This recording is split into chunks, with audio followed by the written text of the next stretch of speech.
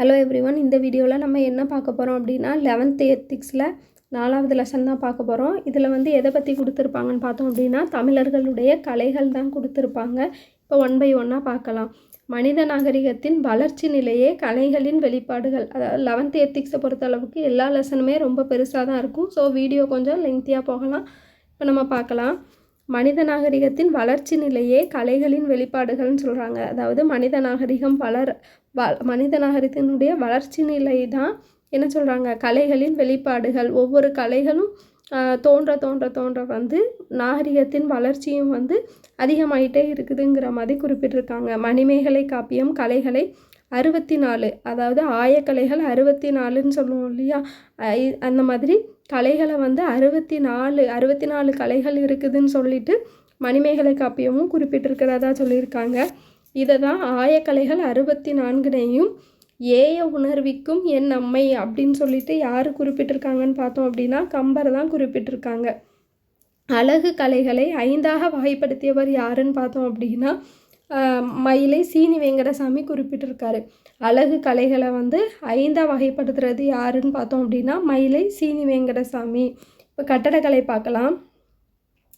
சங்ககாலம் தொட்டே முறையாக கட்டடங்களை அழகுற அமைப்பதற்காக மணநூல்கள் இருந்ததாக குறிப்பிட்டிருக்காங்க. அதாவது மனை நூல்கள் சங்க காலத்தில் இருந்தே முறையாக கட்டடங்களை அழகுற அமைப்பதற்காக, அதாவது கட்டடங்களை வந்து ரொம்ப கிராண்டாக அழகாக அமைக்கிறதுக்காக நிறைய மனை நூல்கள் இருந்ததாக வந்து சங்க காலத்தில் இருந்ததாக வந்து குறிப்பிடுறாங்க. நூலோர் சிறப்பின் முகில்தோய் மாடம் அப்படின்னு சொல்லிட்டு இளங்கோவடிகள் குறிப்பிட்டிருக்காரு. அடுத்து பழங்காலத்தில் கோயில்கள் வந்து மரத்தால் கட்டப்பட்டதாக சொல்கிறாங்க. பழங்காலத்தில் வந்து கோயில்கள் இப்போ நம்ம செங்கலால் கட்டுறோம், கல்லால் கட்டுறாங்க. அப்படி பார்க்கும்போது பழங்காலத்தில் வந்து கோயில்கள் வந்து எதனால் கட்டியிருக்காங்கன்னு பார்த்தோம் அப்படின்னா மரத்தால் கட்டப்பட்டிருக்காங்க. அதுக்கு வந்து சான்றாக எதை சொல்லுதாங்கன்னு பார்த்தோம் அப்படின்னா சிதம்பரம் நடராஜன் கோயிலில் உள்ள சபாநாயகர் மண்டபத்தை குறிப்பிடுறாங்க. சிதம்பரம் நடராஜர் கோயிலில் உள்ள சபாநாயகர் மண்டபம் வந்து மரக்கட்டடங்கள். அந்த சபாநாயகர் மண்டபத்தில் உள்ள மரக்கட்டடங்கள் வந்து இயற்கையினால் அழிந்துவிடும் என்பதால் செம்பு, வெள்ளி, பொன் தகடுகளால் வேயப்பட்டதுன்னு சொல்லியிருக்காங்க. மரக்கட்டடங்கள் வந்து அதாவது பழங்காலத்தில் உள்ள கோயில்கள் வந்து மரத்தால் கட்டப்பட்டன. அதுக்கு வந்து சிதம்பரம் நடராஜன் கோயிலில் உள்ள சபாநாயகர் மண்டபத்தை எடுத்துக்காட்டாக குறிப்பிடுறாங்க. இந்த மாதிரி மரக்கட்டடங்கள் வந்து இயற்கையினால் அழிஞ்சிரும் அப்படிங்கிறதுனால தான் என்ன பண்ணியிருக்காங்க அப்படின்னா அதன் மீது செம்பு, வெள்ளி, பொன் தகடுகள் வந்து வேயப்பட்டதாக சொல்லியிருக்காங்க. அடுத்து செங்கல் கட்டடங்கள்னு எடுத்துக்கிட்டோம் அப்படின்னா ஃபஸ்ட்டு மரத்தால் கட்டியிருக்காங்க. அடுத்து செங்கல் கட்டடங்கள்னு எடுத்துக்கிட்டோம் அப்படின்னா கிபி 6ஆம் நூற்றாண்டுக்கு முற்பட்ட கோயில்கள் எல்லாமே செங்கல் கட்டடங்களாக தான் இருந்ததுன்னு சொல்லியிருக்காங்க. கிபி 6ஆம் நூற்றாண்டுக்கு முன்னாடி உள்ள கோயில்கள் எல்லாமே எப்படி தான் இருந்ததா, செங்கல் கட்டடங்களாக தான் இருந்தனன்னு சொல்லியிருக்காங்க. இதுக்கு எடுத்துக்காட்டு வந்து அரியலூர் செங்கர் கோயில் கொடுத்துருக்காங்க. அதுக்கப்புறம் தான் செங்கல் கட்டடங்களுக்கு அப்புறம் குடைவரை கோயில், மண்டப கோயில், பாறை கோயில்கள். அதாவது குடைவரை கோயில்களுடைய வேறு சில பெயர்களை தான் மண்டப கோயில், குடைவரை கோயில்களை தான் மண்டப கோயில்னு அழைக்கிறாங்க, பாறை கோயில்கள்னு அழைக்கிறாங்க. குடைவரை கோயில்களை தான் மண்டப கோயில்னு அழைக்கிறாங்க, பாறை கோயில்கள்னு அழைக்கிறாங்க. முதல் குடைவரை கோயில் வந்து மண்டகப்பட்டு எங்கே அமைச்சிருக்காங்க, மண்டகப்பட்டு விழுப்புரமில் தான் முதல் குடைவரை கோயில் வந்து அமைக்கப்பட்டது. யாரால் அமைக்கப்பட்டதுன்னு பார்த்தோம் அப்படின்னா 7ஆம் நூற்றாண்டில் உள்ள மகேந்திரவர்ம பல்லவனால் தான் அமைக்கப்பட்டிருக்கு இந்த முதல் குடைவரை கோயில். இப்போ முதல் குடைவரை கோயிலை அமைத்த பெருமை யாருக்கு சாருன்னு பார்த்தோம் அப்படின்னா மகேந்திரவர்ம பல்லவனை தான் சாரும். அடுத்து முற்கால பாண்டியர்கள் அமைத்த முதல் குடைவரை கோயில்கள் வந்து எதுன்னு பார்த்தோம் அப்படின்னா பிள்ளையார்பட்டி கோயில் தான் வந்து முற்கால பாண்டியர்கள் வந்து அமைச்சிருக்காங்க. பாண்டியர்களுடையதுன்னு பார்த்தோம் அப்படின்னா பிள்ளையார்பட்டி, பல்லவர்களுடையதுன்னு பார்த்தோம் அப்படின்னா மண்டகப்பட்டு. அடுத்து ஒற்றைக்கல் கோயில்கள் வந்து அதுக்கு எடுத்துக்காட்டாக எதை சொல்கிறாங்கன்னு பார்த்தோம் அப்படின்னா மாமல்லபுரத்தில் உள்ள மகிஷாசுரமர்த்தினி மண்டபத்தை சொல்கிறாங்க, கோயிலில் வந்து சொல்கிறாங்க. அடுத்து கற்றளிகள்னால் என்ன அப்படின்னு பார்த்தோம்னா கருங்கற்களை ஒன்றன் மேல் ஒன்றாக அடுக்கி சுண்ணம்னா சுண்ணாம்பு சேர்க்காமல் கட்டப்படும் கட்டடங்களை தான் கற்றளிகள். சுண்ணாம்பு எதுவுமே சேர்க்காம வெறும் கருங்கற்களையே வச்சு ஒன்றுக்கு மேலே ஒன்றா வச்சு கட்டுறதை தான் என்ன சொல்கிறாங்க அப்படின்னா கற்றளிகள் அப்படின்னு சொல்கிறாங்க. கிபி 7ஆம் நூற்றாண்டில் நரசிம்மவர்மன் காலத்தில் கற்றளி அமைக்கும் முறை ஏற்பட்டதுன்னு சொல்கிறாங்க. கிபி 7ஆம் நூற்றாண்டில் நரசிம்மவர்மன் காலத்தில் தான் கற்றளி அமைக்கும் முறை ஏற்பட்டதுன்னு சொல்கிறாங்க. இதுக்கு எடுத்துக்காட்டாக மாமல்லபுரம், காஞ்சிபுரம், பனைமலை இதெல்லாம் வந்து காலத்தால் முற்பட்டது அப்படின்னு சொல்கிறாங்க. கிபி 8ஆம் நூற்றாண்டில் தோன்றிய கட்டடங்களில் பெரும்பான்மை வந்து என்னதான் கற்றளிகள் தான் சொல்கிறாங்க. அடுத்து பிற்கால சோழர்கள் செங்கற்களால் ஆன பழைய கோவில்களை கற்றளிகளாக மாற்றினர்.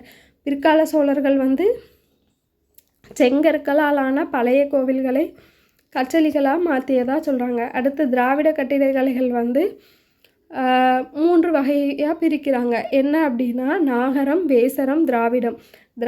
அதாவது கட்டடக்கலையை வந்து 3 விதமாக பிரிக்கிறாங்க. ஒன்று நாகரம், இன்னொன்று வேசரம், இன்னொன்று திராவிடம். நாகரம்னா என்னன்னு பார்த்தோம் அப்படின்னா சிகரம், அதாவது உச்சியினுடைய அந்த அமைப்பானது 4 பக்கங்களை கொண்டு சதுரமாக அமைந்திருக்கும்னு சொல்கிறாங்க. அதாவது சிகரத்தின் அமைப்பானது 4 பக்கங்களை கொண்டு சதுரமாக அமைந்திருக்கும். இந்த நாகரம் வந்து வட இந்திய கட்டடக்கலைக்கு எடுத்துக்காட்டாக சொல்கிறாங்க. அடுத்து வேசரம்ங்கிறது வந்து சிகரம் வந்து வட்ட வடிவம், நாகரம் வந்து சிகரம் வந்து சதுர வடிவமாக இருக்கும், வேசரம் வந்து சிகரம் வந்து வட்ட வடிவமாக இருக்கும். இது வந்து மத்தியில் அமைந்துள்ள மற்றும் பௌத்த சமய கட்டடக்கலையை வந்து வேசரத்துக்கு எடுத்துக்காட்டாக சொல்கிறாங்க. அடுத்து திராவிடம்ங்கிறது சிகரம் 8 பட்டை அமைப்பில் இருக்கும். அதாவது நம்மளுடைய கட்டிடக்கலை தென்னிந்திய கட்டடக்கலைக்கு எடுத்துக்காட்டாக எதை சொல்கிறாங்க அப்படின்னா திராவிட கட்டடக்கலையை சொல்கிறாங்க. இது வந்து 8 பட்டை அமைப்பில் இருக்கிறதா குறிப்பிட்டிருக்காங்க. அடுத்து வடக்கே கிருஷ்ணா நதி முதல் தெற்கே குமரி வரை இந்த திராவிட கட்டடக்கலை வந்து பரவி இருக்கிறதா சொல்லியிருக்காங்க. இங்கே மட்டும் இல்லாமல் இலங்கை, பர்மா, மலேசியா, கம்போடியா ஆகிய நாடுகள்லேயும் திராவிட கட்டடக்கலை வந்து பரவி உள்ளதாக சொல்லியிருக்காங்க. எடுத்துக்காட்டு வந்து பூரி ஜெகநாதர் கோயில்னு சொல்கிறாங்க. எடுத்துக்காட்டு என்ன சொல்கிறாங்க? பூரி ஜெகநாதர் கோயில் வந்து திராவிட கட்டடக்கலைக்கு எடுத்துக்காட்டாக குறிப்பிடுறாங்க. அடுத்து விமானம்னு எடுத்துக்கிட்டோம் அப்படின்னா இந்து கோயில்களில் கர்ப்பகிரக கருவறையின் மீது அமைக்கப்படும் பிரமிடு. அதாவது விமானம்னா கர்ப்பகிரகம் இருக்கும் இல்லையா, உள்ள சாமி இருப்பாங்க இல்லையா, அதுக்கு நேராக அந்த கருவறையின் மீது அமைக்கப்படக்கூடிய அதுக்கு மேலே ஒரு பிரமிடு மாதிரி அமைப்பாங்க. அதைத்தான் என்ன சொல்கிறாங்க அப்படின்னா விமானம் சொல்கிறாங்க. விமானத்தை பொதுவாக ஷடங்க விமானம், இந்த விமானத்தை வந்து என்ன சொல்லுவாங்க அப்படின்னா ஷடங்க விமானம் குறிப்பாங்க. ஷடங்க விமானம்ங்கிறது ஒரு 6 உறுப்புகளை குறிக்கும்னு சொல்கிறாங்க. அந்த 6 உறுப்புகள் எதையெல்லாம் பார்க்கலாம். அந்த 6 உறுப்புகளை, அந்த விமானத்தில் உள்ள 6 உறுப்புகளை நம்மளுடைய மனித உடலின் உறுப்புகள் கூட ஒப்புமைப்படுத்தி சொல்கிறாங்க. அதிட்டானம், பித்தி, பிரஸ்தரம், கண்டம், சிகரம், ஸ்தூபி. அதிட்டானம் அப்படின்னா என்னன்னு பார்த்தோன்னா பாதம், பித்திங்கிறது என்ன அப்படின்னா காலு, பிரஸ்தரம் அப்படிங்கிறது என்னன்னு பார்த்தோன்னா தோல், கண்டம் அப்படிங்கிறது என்னன்னு பார்த்தோன்னா கழுத்து, சிகரம் அப்படின்னா என்னன்னு பார்த்தோன்னா தலை, ஸ்தூபி அப்படின்னா என்னன்னு பார்த்தோன்னா மகுடம். இந்த 6 உறுப்புகள் வந்து ஒரு விமானம் வந்து கொண்டு இருக்கிறதா நம்ம மனித உடல் கூட கம்பேர் பண்ணி வந்து சொல்கிறாங்க. விமானத்தின் மீது பெரும்பாலும் ஒரே ஒரு கலசம் மட்டும்தான் இடம்பெற்றிருக்குன்னு சொல்கிறாங்க. இவ்விமானங்கள் சோழர் காலத்தில் தான் மிக உயரமானவையாக அமைக்கப்பட்டன. அப்போ விமானங்கள் யாருடைய காலத்தில் மிக உயரமாக அமைக்கப்பட்டதுன்னு கேட்பாங்க. சோழர்கள் காலத்தில் தான் மிக உயரமாக அமைக்கப்பட்டிருக்குதா சொல்லியிருக்காங்க. அடுத்து கோபுரம் பார்த்தோம் அப்படின்னா பழமொழியே இருக்குது. கோபுர தரிசனம் கோடி புண்ணியம், அதாவது கோபுரத்தை கும்பிடுறது தான் கோடி புண்ணியம் கிடைக்கும் அப்படின்னு சொல்லிட்டு பழமொழியே இருக்கிறதா சொல்லியிருக்காங்க. சுற்றுப்புற சுவரில் உள்ள ஊடறுத்து செல்லும் நுழைவு வாயிலின் மேல் கட்டப்பட்டதாகும் கோபுரம். கோபுரத்தின் உச்சியில் 1க்கு மேற்பட்ட கலசங்கள் இடம்பெற்றிருக்கும் சொல்லியிருக்காங்க. எடுத்துக்காட்டு வந்து சங்கரபாணி கோயில் கோபுரம் கும்பகோணத்தில் இருக்கிறதா சொல்லியிருக்காங்க. அப்புறம் கோயில்களில் கோபுரம் அமைத்தல் பல்லவர் காலத்தில் தொடங்கி விஜயநகர மன்னர்கள் காலத்தில் மிகவும் உன்னத நிலையை அடைந்ததாக சொல்லியிருக்காங்க. விஜயநகர மன்னர்கள்னு எடுத்துக்கிட்டாலே இந்த மண்டபங்கள், கோபுரங்கள் இதிலெல்லாம் வந்து அதிகமாக நாட்டம் காட்டுறதா சொல்லியிருப்பாங்க.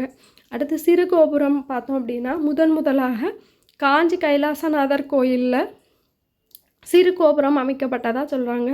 இது யாருடைய காலத்தில் அப்படின்னு பார்த்தோன்னா ராஜசிம்மன் காலத்தில். சிறு கோபுரம் முதலாக எங்கே அமைக்கப்பட்டது அப்படின்னா காஞ்சி கைலாசநாதர் கோயிலில் ராஜசிம்மன் காலத்தில் அமைக்கப்பட்டதாக சொல்லியிருக்காங்க. விமானத்திற்கு முக்கியத்துவம் அளித்தவர்கள் ஏற்கனவே நம்ம விமானம் மிக உயரமான விமானங்கள் வந்து சோழர்கள் கட்டினாங்கன்னு பார்த்தோம். சோழர்களும் பல்லவர்களும் தான் விமானத்திற்கு முக்கியத்துவம் அளித்தவங்க. கோபுரத்துக்கு முக்கியத்துவம் அளித்தவங்க யாருன்னு பார்த்தோம்னா விஜயநகரம் மற்றும் நாயக்கர்கள் வந்து கோபுரத்துக்கு முக்கியத்துவம் வந்து அளிச்சிருக்காங்க. அடுத்து மிக உயர்ந்த கோபுரங்களை அமைத்தவர் வந்து யாருன்னு பார்த்தோம் அப்படின்னா கிருஷ்ணதேவராயர் தான். அவர் தான் வந்து இருக்கிறதுலே மிக உயர்ந்த கோபுரத்தை வந்து அமைச்சவராக பார்க்கப்படுதார். எங்கே அப்படின்னா திருவண்ணாமலைங்கிற இடத்துல கிருஷ்ணதேவராயர் வந்து ராஜகோபுரம் அப்படின்னு அந்த திருவண்ணாமலை கோயிலில் உள்ள கோபுரத்தை வந்து யார் அமைச்சிருக்காங்கன்னு பார்த்தோம்னா கிருஷ்ணதேவராயர். அது வந்து ராஜகோபுரம்னு சொல்லிட்டு தற்போது அழைக்கப்பட்டதாக சொல்லியிருக்காங்க. அது மட்டும் இல்லாமல் காஞ்சிபுரம், சிதம்பரம் இந்த இடத்துலலாம் வந்து மிக உயர்ந்த கோபுரங்களை வந்து அமைச்சிருக்காரு. இப்போ பல்லவர்களுடைய கட்டடக்கலையை பார்க்கலாம். பல்லவர்கள் வந்து காஞ்சிபுரத்தை தலைநகராக கொண்டு ஆட்சி செஞ்சுருக்காங்க.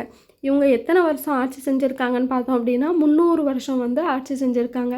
இவங்க மரம், சுதை, உலோகம், செங்கல் போன்ற கட்டுமான பொருட்களின்றி காலத்தால் அழிக்க இயலாத குடைவரை கோயில்கள், அதாவது பாறையை குடைஞ்சு அதன் மூலமாக குடைவரை கோயில்களை அமைச்சிருக்காங்க. இது எந்த காலத்திற்கும் அழிய முடியாத ஒரு உன்னதமாக இருக்குதுங்கிறது மாதிரி குறிப்பிட்டிருக்காங்க.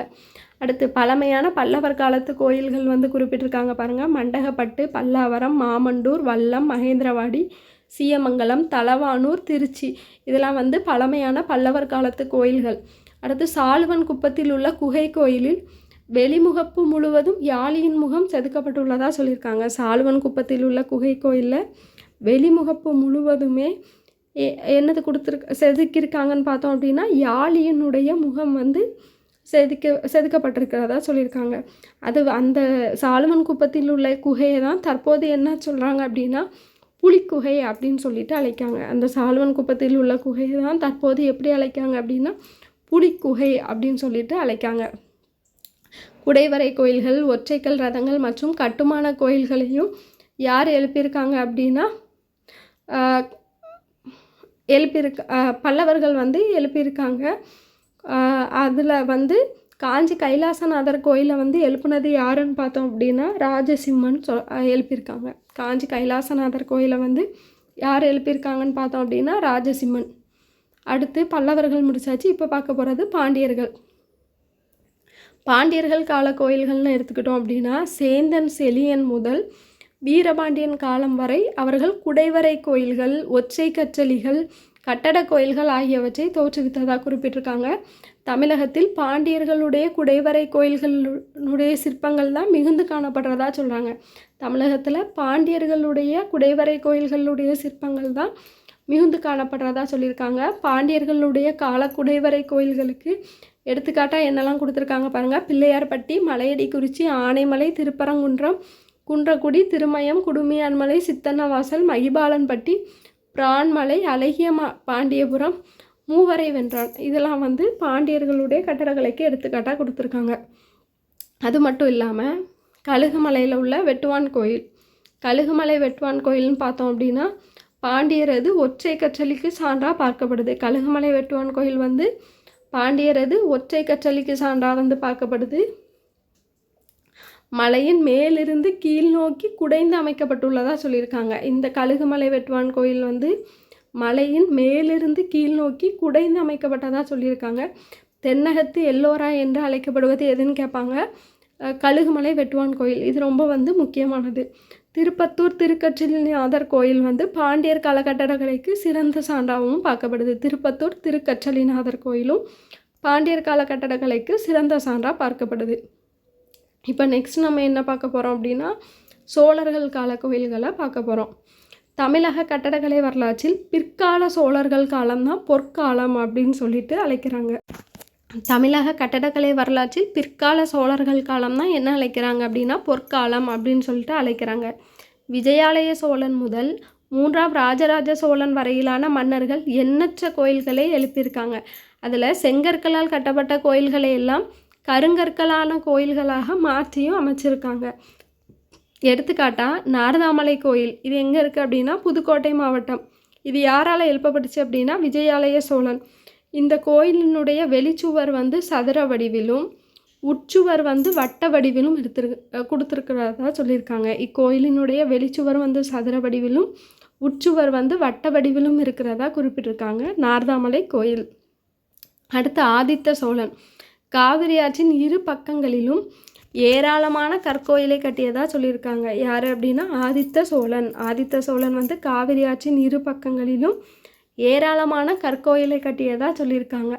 அடுத்து பராந்தக சோழன் எழுப்பிய கோயில்கள்னு பார்த்தோம் அப்படின்னா பிரம்மபுரீஸ்வரர் கோயில், எறும்பூர் கடம்பவனேஸ்வரர் கோயில் ஆகியன சோழர் கால கட்டடக்கலையினுடைய எளிமையும் விளக்கிறதா குறிப்பிட்டிருக்காங்க. அப்புறம் சோழர் கால கட்டடக்கலையில் செம்பியன் மாதேவியினுடைய பங்கு வந்து ரொம்ப குறிப்பிடத்தக்கதுன்னு சொல்கிறாங்க. பல தலங்களை கற்றளிகளாக மாற்றியமைத்து பெரும் பொருட்களையும் வழங்கியதாக சொல்லியிருக்காங்க. யார் அப்படின்னா இந்த செம்பியன் மாதேவி. அடுத்து ராஜராஜ சோழன் எழுப்பிய தஞ்சை பெரிய கோயில் தான் ராஜராஜேஸ்வரம்னு அழைக்கப்படுது. இது வந்து தென்னகத்தின் மேரு அப்படின்னு சொல்லி அழைக்கப்படுது. இது வந்து எப்படி அழைக்கப்படுது அப்படின்னா தென்னகத்தின் மேரு. தென்னகத்தின் எல்லோராங்கிறது என்னன்னு பார்த்தோம் அப்படின்னா இப்போ தான் நம்ம பார்த்தோம் கழுகுமலை வெட்டுவான் கோயில். இது வந்து தென்னகத்தின் மேரு அப்படின்னு அழைக்கப்படுறது எதுன்னு பார்த்தோம்னா தஞ்சை பெரிய கோயில் தான் தென்னகத்தின் மேரு அப்படின்னு அழைக்கப்படுது. இது வந்து 216 அடி உயரத்தையும் 13 அடுக்குகளை கொண்ட விமானத்தையும் கொண்டு இருக்கிறதா சொல்லியிருக்காங்க. இதைத்தான் வந்து தமிழக கட்டடக்கலையின் மணிமகுடம் அப்படின்னு சொல்லிட்டு எதை அழைக்கிறாங்க அப்படின்னா இந்த தஞ்சை பெரிய கோயிலை அழைக்கிறாங்க. இதில் முதல் வாசல் வந்து என்னன்னு பார்த்தோன்னா கேரளாந்தகன் திருவாசல், அதுதான் வந்து முதல் வாசல். இரண்டாம் வாசல் என்னன்னு பார்த்தோன்னா ராஜராஜன் திருவாசல். முதல் வாசல் என்னன்னு பார்த்தோன்னா கேரளாந்தகன் திருவாசல். இரண்டாம் வாசல் என்னன்னு பார்த்தோம் அப்படின்னா ராஜராஜன் திருவாசல். இக்கோவிலின் உச்சியில் எண்கோண வடிவிலான சிகரம் 80 டன் எடை கொண்டதாக பார்க்கப்படுது. இந்த தஞ்சை பெரிய கோயிலில் உள்ள உச்சியில் உள்ள எண்கோண வடிவிலான சிகரம், எண்கோண வடிவம் நம்ம எங்கே பார்த்தோம் திராவிட கட்டடக்கலைன்னு பார்த்தோமா, அந்த சிகரம் வந்து 80 டன் எடை கொண்டதாக குறிப்பிட்டிருக்காங்க. அது மட்டும் இல்லாமல் இதுக்கு வந்து யுனெஸ்கோ அவார்டும் கொடுத்துருக்காங்க. 1987 987 ரிவர்ஸில் வருது, நல்லா ஞாபகம் வச்சுக்கோங்க. யுனெஸ்கோ வந்து 1987ஆம் ஆண்டு உலக பாரம்பரிய சின்னமாக தஞ்சை பெரிய கோயிலை குறிப்பிட்டிருக்குது. அப்புறம் மிக உயரமான விமானத்தை உடைய தமிழக கோயில்கள் என்னென்ன கோயில்கள்லாம் இருக்குதுன்னு பார்க்கலாம். ஃபஸ்ட்டு தஞ்சை பெரிய கோயில் நம்ம ஏற்கனவே பார்த்துட்டோம், 216 அடி உயரம், முதலாம் ராஜராஜ சோழனால் அமைக்கப்பட்டது. அடுத்து வந்து கங்கை கொண்ட சோழபுரம், இது வந்து 170 அடி உயரம் வந்து கொண்டிருக்குது. கங்கை கொண்ட சோழபுரத்தை யார் அமைச்சான்னு பார்த்தோம் அப்படின்னா முதலாம் ராஜேந்திர சோழன். எதனால் அமைச்சாங்கன்னு பார்த்தோம் அப்படின்னா கங்கை படையெடுப்பு, அதாவது கங்கை படையெடுப்பு வெற்றியின் சின்னமாக தான் இந்த கங்கை கொண்ட சோழபுரத்தை வந்து அமைச்சிருக்காங்க. இதுதான் வந்து சிற்ப களஞ்சியம் அப்படின்னு சொல்லிட்டு அழைக்கப்படுது. சிற்ப களஞ்சியம்னு அழைக்கப்படுறது எது, தென்னகத்தின் மேரு எது, தென்னகத்தின் எல்லோரா எது, சிற்ப களஞ்சியம் எது, இதெல்லாம் வந்து நல்லா ஞாபகம் வச்சுக்கோங்க. அடுத்து திரிபுவனம் கம்பகரேஸ்வரர் கோயில், இது வந்து 126 அடி உயரம். ஃபஸ்ட்டு பாருங்கள் தஞ்சை பெரிய கோயில் 216, இது வந்து 126, கன்ஃபியூஸ் பண்ணிக்கிடக்கூடாது. இந்த திரிபுவனம் கம்பகரேஸ்வரர் கோயில் வந்து 3ஆம் குலோத்துங்க சோழன். இதை எப்படி ஞாபகம் வச்சுக்கலான்னு பார்த்தோம் அப்படின்னா திரி அப்படின்னா 3ன்னு அர்த்தம். அப்போ 3ஆம் குலோத்துங்க சோழன் வந்து ஞாபகம் வச்சுக்கோங்க. அடுத்து விஜயநகர பேரரசர் மற்றும் நாயக்கர் காலம். நுட்பமான அலங்கார வேலைப்பாடுகள் வந்து இவங்களுடைய காலகட்டத்தில் ரொம்பவே வந்து சிறப்பானதுன்னு சொல்லுவாங்க. விஜயநகரம் நாயக்கர்கள் காலம்னாலே கோபுரங்கள், மண்டபங்கள், அப்புறம் நுட்பமான அலங்காரம், நிறைய அலங்காரம் வந்து வேலைப்பாடுகள் வந்து இவங்க பண்ணியிருப்பாங்க.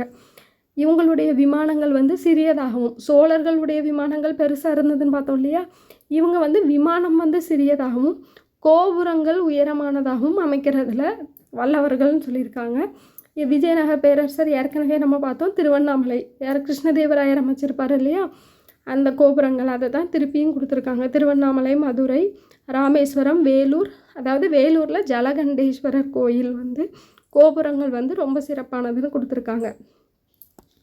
அடுத்து நாயக்கர்கள் கால கட்டடக்கலைன்னு பார்த்தோம் அப்படின்னா விஜயநகர கால கட்டடக்கலையை பின்பற்றி எழுந்தது தான் எதுன்னு பார்த்தோம் அப்படின்னா இந்த நாயக்கர்களுடைய கட்டடக்கலை. நாயக்கர்கள் வந்து 100 கால் மண்டபங்கள், 1000 கால் மண்டபங்கள் எழுப்புதல், இதெல்லாம் வந்து இவங்களுடைய தனி சிறப்பாக பார்க்கப்படுது. இதுக்கு சான்றாக வந்து திருமலை நாயக்கர்கள் மகால், ராமேஸ்வரம் ராமநாத சுவாமி கோயில், 1000 கால் மண்டபம், மதுரை மீனாட்சி அம்மன் கோயில் புது மண்டபம், திருச்சி மலை மீது கட்டப்பட்டுள்ள தாயுமானவர் கோயில், திருவரங்கம், குதிரை மண்டபம் இதெல்லாம் வந்து நாயக்கர்களுடைய காலகட்டடங்களுக்கு சிறந்த எடுத்துக்காட்டுகளாக திகழுது. ஆயிரங்கால் மண்டபங்கள் அமைந்துள்ள கோயில்கள் வந்து என்னெல்லாம்னு பார்த்தோம். மதுரை மீனாட்சி அம்மன் கோயில், திருவரங்கம் அரங்கநாதர் கோயில், சிதம்பரம் நடராஜன் கோயில், திருநெல்வேலி நெல்லையப்பர் கோயில், திருவண்ணாமலை அருணாச்சலேஸ்வரர் கோயில், ராமேஸ்வரம் ராமநாத சுவாமி கோயில் இதெல்லாம் வந்து ஆயிரங்கால் மண்டபங்கள் அமைந்துள்ள கோயில்களாக பார்க்கப்படுது. அடுத்து சங்க காலம்னு எடுத்துக்கிட்டோம் அப்படின்னா இதில் வந்து நடுகற்கள், அந்த நடுகற்களை வந்து வேறு எப்படிலாம் அழைக்கிறாங்கன்னு பார்த்தோன்னா நடுகளில் வந்து நினைவுக்கல், வீரக்கல் அப்படின்னும் அழைக்கிறாங்க. நடுகற்களை வந்து நினைவுக்கல், வீரக்கல் அப்படின்னும் அழைக்கிறாங்க. இந்த நடுகற்களை தான் என்ன சொல்கிறாங்க அப்படின்னா சிற்பக்கலையின் தோற்றுவாய் அப்படின்னு சொல்கிறாங்க. நடுகற்களை வந்து எப்படி அழைக்கிறாங்க? சிற்பக்கலையின் தோற்றுவாய் அப்படின்னு அழைக்கிறாங்க. நடுகர்கள் எதுக்கு நடப்படுறதுன்னு பார்த்தோம் அப்படின்னா போரில் வீரம் அடைந்த அல்லது மக்களுக்காக உயிர் துறந்த வீரனுடைய பெயரும் பெருமையும் அந்த கல்லில் எழுதி நட்டு வச்சு அதை வந்து வழிபடுவாங்க. அதை தான் வந்து என்ன சொல்லுவாங்க அப்படின்னா நடுகற்கள் இல்லைன்னா நினைவு கற்கள் இல்லைன்னா வீரக்கற்கள் அப்படின்னு சொல்லுவாங்க. அதாவது ஒரு போரில் மரணம் அடைஞ்சிட்டாலோ இல்லைன்னா வந்து மக்களுக்காக ஏதாவது ஒரு தியாகம் பண்ணி இறந்துருப்பாங்க இல்லையா, அவங்களுடைய பெருமைகளை வந்து ஒரு கல்லில் வந்து பொறிச்சு நட்டு வைப்பாங்க. அதைத்தான் வந்து என்ன சொல்கிறாங்க அப்படின்னா நடுகற்கள் அப்படின்னு சொல்லியிருக்காங்க. நடுகள் பற்றிய குறிப்புகள் வந்து தொல்காப்பியம், அகநானூறு, புறநானூறு ஆகிய நூல்களில் வந்து காணப்படுறதா சொல்லியிருக்காங்க.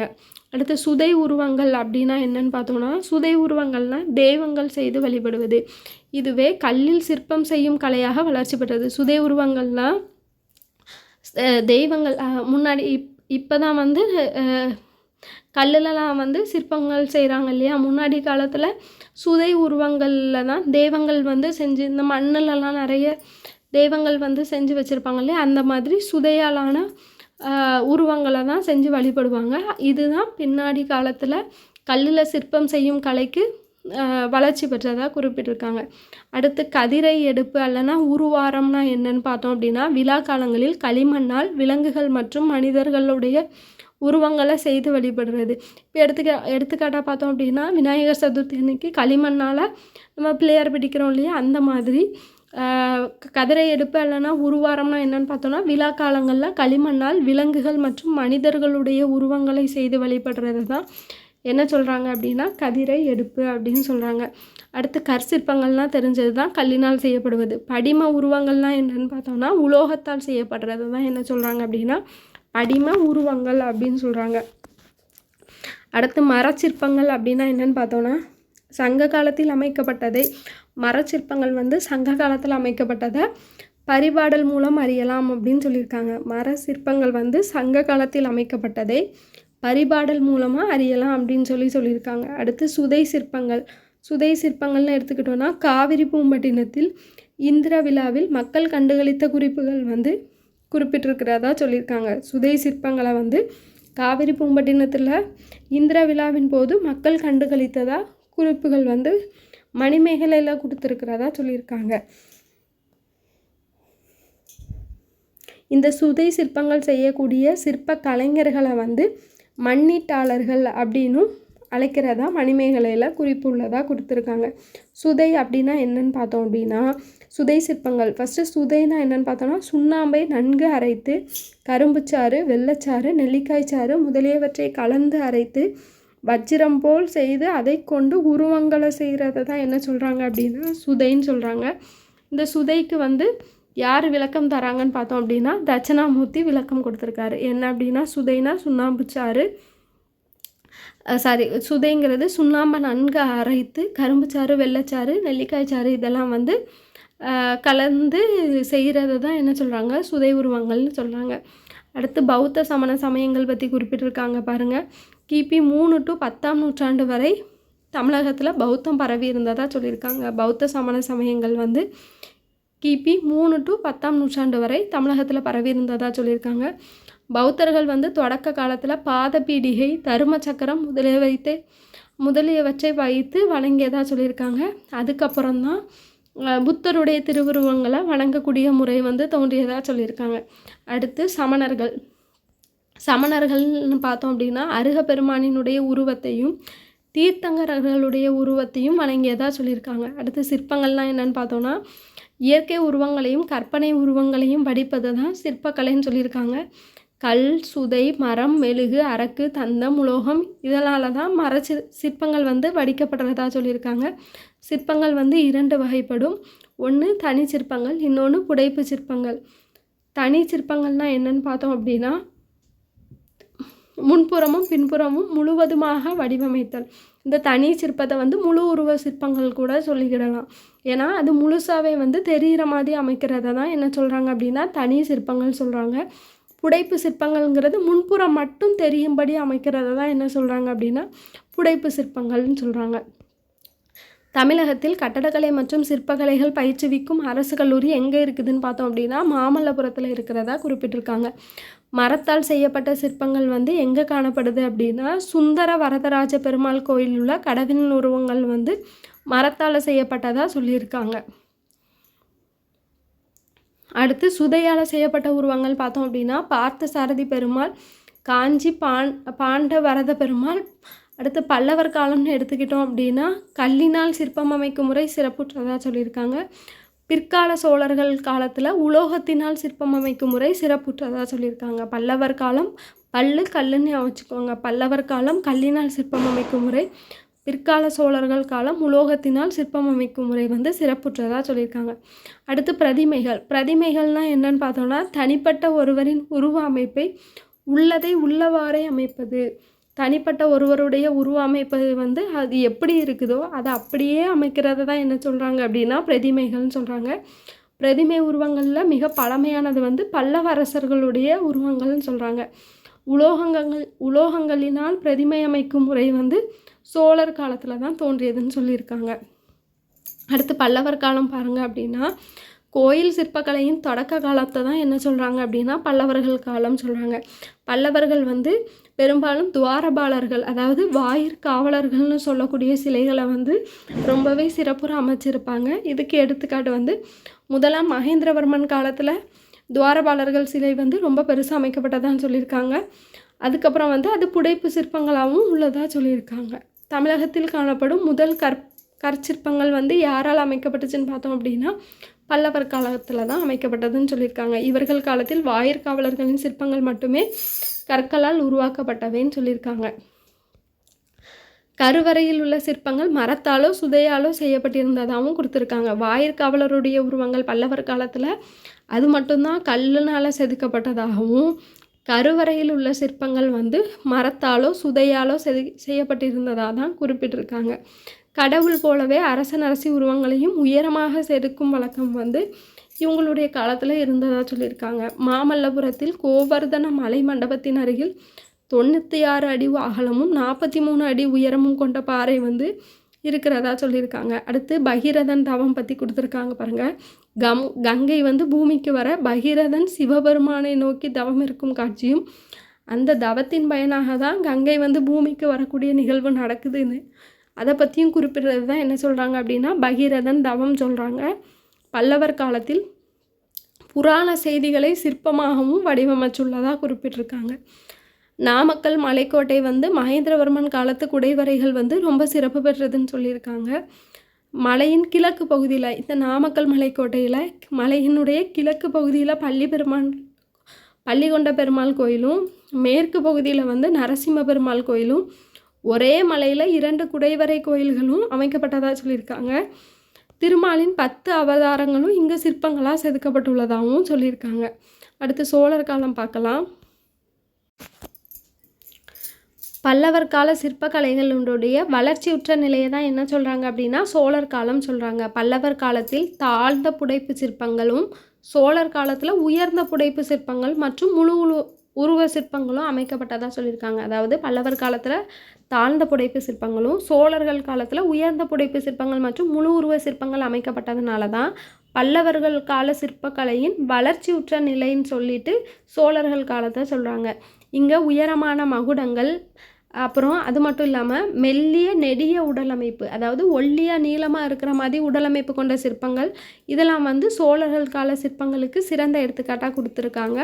பிற்கால சோழர்களின் சிற்பங்களில் அணிகலன்களும் அலங்காரங்களும் மிகுந்து காணப்பட்டன. விஜயநகர காலத்தில் நம்ம பார்த்தோம் இல்லையா, அலங்கார வேலைப்பாடுகள் அதிகமாக இருக்கும்னு. அதே மாதிரி பிற்கால சோழர்களுடைய சிற்பங்கள்லேயும் அணிகலன்களும் அலங்காரங்களும் மிகுந்து காணப்பட்டதாக சொல்லியிருக்காங்க. இவங்க வந்து பிற்கால சோழர்கள்னு பார்த்தோம் அப்படின்னா இவங்க வந்து வட்டமான முக அமைப்பையும் சற்று தடித்தும் குட்டையான உடல் அமைப்பு, அதாவது குண்டா கட்டையாக இருக்கிற மாதிரி சிற்பங்கள் வந்து பிற்கால சோழர்கள் அமைச்சிருக்கிறதா சொல்லியிருக்காங்க. அடுத்து தஞ்சை பிரகதீஸ்வரர் கோயில் யாரால் கட்டப்பட்டது? ராஜராஜ சோழன் கட்டியிருக்காரு.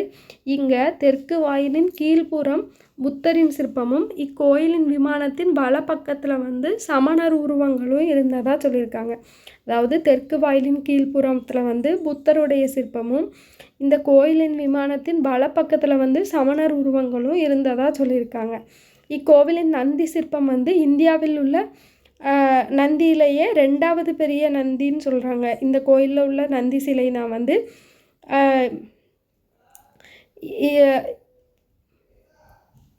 இந்த கோவிலினுடைய நந்தி சிற்பம் தான் இந்தியாவில் உள்ள நந்தி சிற்பங்களில் 2வது பெரிய சிற்பம் சொல்கிறாங்க. இதனுடைய உயரம் பார்த்தோம் அப்படின்னா 12 அடி, நீளம் பார்த்தோம் அப்படின்னா 19.5 அடி, அகலம் பார்த்தோம் அப்படின்னா 8.25 அடி. உயரம் வந்து 12 அடி, நீளம் வந்து 19.5 அடி, அகலம் வந்து 8.25 அடி. உலகின் மிகப்பெரிய நந்தி வந்து லெபாஷியில் இருக்குது. இது வந்து எங்கே இருக்குது அப்படின்னா ஆந்திரா மாநிலத்தில் அனந்தபூர் மாவட்டத்தில் இருக்குது. உலகின் மிகப்பெரிய நந்தி ஆந்திராலையும், 2வது பெரிய நந்தி நம்ம இந்தியாவில் உள்ள நம்ம தமிழ்நாட்டில் உள்ள இந்த தஞ்சை பிரகதீஸ்வரர் கோயிலில் தான் இருக்குது. அப்புறம் 2ஆம் ராஜராஜனால் அமைக்கப்பட்ட தாராசுரம் கோயில்களில் வந்து நாயன்மார்களுடைய வாழ்க்கையை குறிக்கும் 90 சிற்பங்கள் இருக்கிறதா கொடுத்துருக்காங்க. 2ஆம் ராஜராஜனால் அமைக்கப்பட்ட தாராசுரம் கோயிலில் நாயன்மார்களுடைய வாழ்க்கையை குறிக்கும் 90 சிற்பங்கள் இடம்பெறுறதா குறிப்பிட்டிருக்காங்க. அடுத்து செப்பு திருமேனிகள் கொடுத்துருக்காங்க பாருங்கள். சங்க காலத்திலும் உலோக சிற்பங்கள் இருந்திருக்கலாம் அப்படிங்கிற செய்தியை வந்து மதுரை, காஞ்சி, குறுந்தொகை, பட்டினப்பாலை இதன் மூலம் வந்து குறிப்பிட்டிருக்காங்க. இதில் வந்து குறிப்பிட்டிருக்கிறதா சொல்லியிருக்காங்க. அதனால தான் சோழர்கள் காலத்தை வந்து என்ன சொல்கிறாங்க அப்படின்னா செப்பு திருமேனிகளின் பொற்காலம் அப்படின்னு சொல்லிட்டு சொல்கிறாங்க. சோழர்களின் காலத்தை தான் என்ன சொல்கிறாங்க அப்படின்னா செப்பு திருமேனிகளின் பொற்காலம் அப்படின்னு சொல்கிறாங்க. சோழர் கால செப்பு திருமேனிகளுள் நடராஜர் சிலை வந்து ரொம்ப உலக புகழ் பெற்றதுன்னு சொல்லியிருக்காங்க. சோழ அரசர்கள் கோயில்களுக்கு செப்பு திருமேனிகளை கொடையாக வழங்கியதாகவும் குறிப்பிட்டிருக்காங்க. அடுத்து பிற்கால பாண்டியர்களுடைய சிற்பக்கலைன்னு பார்த்தோம் அப்படின்னா சோழர் கால சிற்பக்கலையின் தொடர்ச்சியாக தான் பிற்கால பாண்டியர்களுடைய சிற்பக்கலை வந்து பார்க்கப்படுறதா சொல்லியிருக்காங்க. கோயில்களின் வெளிப்புற சுவர்களையும் சிற்பங்களையும் செம்மைப்படுத்துவதில் பிற்கால பாண்டியர்கள் வந்து சிறப்பு வாய்ந்ததாக சொல்லியிருக்காங்க, கவனம் செலுத்தியதாக சொல்லியிருக்காங்க. அடுத்து விஜயநகரம் மற்றும் நாயக்கர் காலம்னு எடுத்துக்கிட்டோம் அப்படின்னா கோபுரங்களிலும் கோயில் விமானங்களிலும் ஏராளமான சிற்பங்களை வந்து அமைச்சதாக குறிப்பிட்டிருக்காங்க. உயர்ந்த தூண்களை உடைய மண்டபங்களை அமைத்து அதில் யாழி, குதிரை, மனித உருவங்கள், புராண தொன்மங்களை விளக்கும் சிற்பங்களை வந்து இவங்க அமைச்சதாக சொல்கிறாங்க. அது மட்டும் இல்லாமல் இவங்களுடைய சிற்பங்கள் வந்து இரும்பில் வார்த்தது போல் ரொம்ப உறுதியாக இருந்ததாகவும் சொல்லியிருக்காங்க. அது மட்டும் இல்லாமல் விஜயநகர சிற்பங்கள் வந்து மூக்கு கூர்மையானதாகவும் வயிறு வட்டமானதாகவும் இருக்கிறதா சொல்லியிருக்காங்க.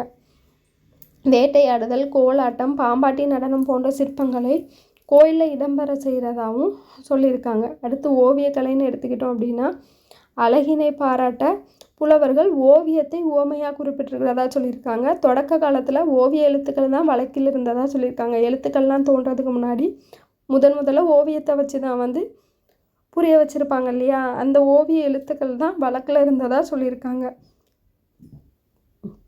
இந்த ஓவியம் அப்படிங்கிற சொல் வந்து எதுலேருந்து வந்ததுன்னு பார்த்தோம் அப்படின்னா ஒவ்வு அல்லனா ஓவு அப்படிங்கிற சொல்லிலிருந்து தான் வந்ததுன்னு சொல்கிறாங்க. இந்த ஒவ்வு அப்படிங்கிற சொல்லுக்கு என்ன பொருள்னு பார்த்தோம் அப்படின்னா ஒன்றை பற்று அல்லனா ஒன்றை போலவே இருத்தல் அப்படிங்கிறத தான் என்ன சொல்கிறாங்க அப்படின்னா ஒவ்வு அப்படின்னு சொல்கிறாங்க.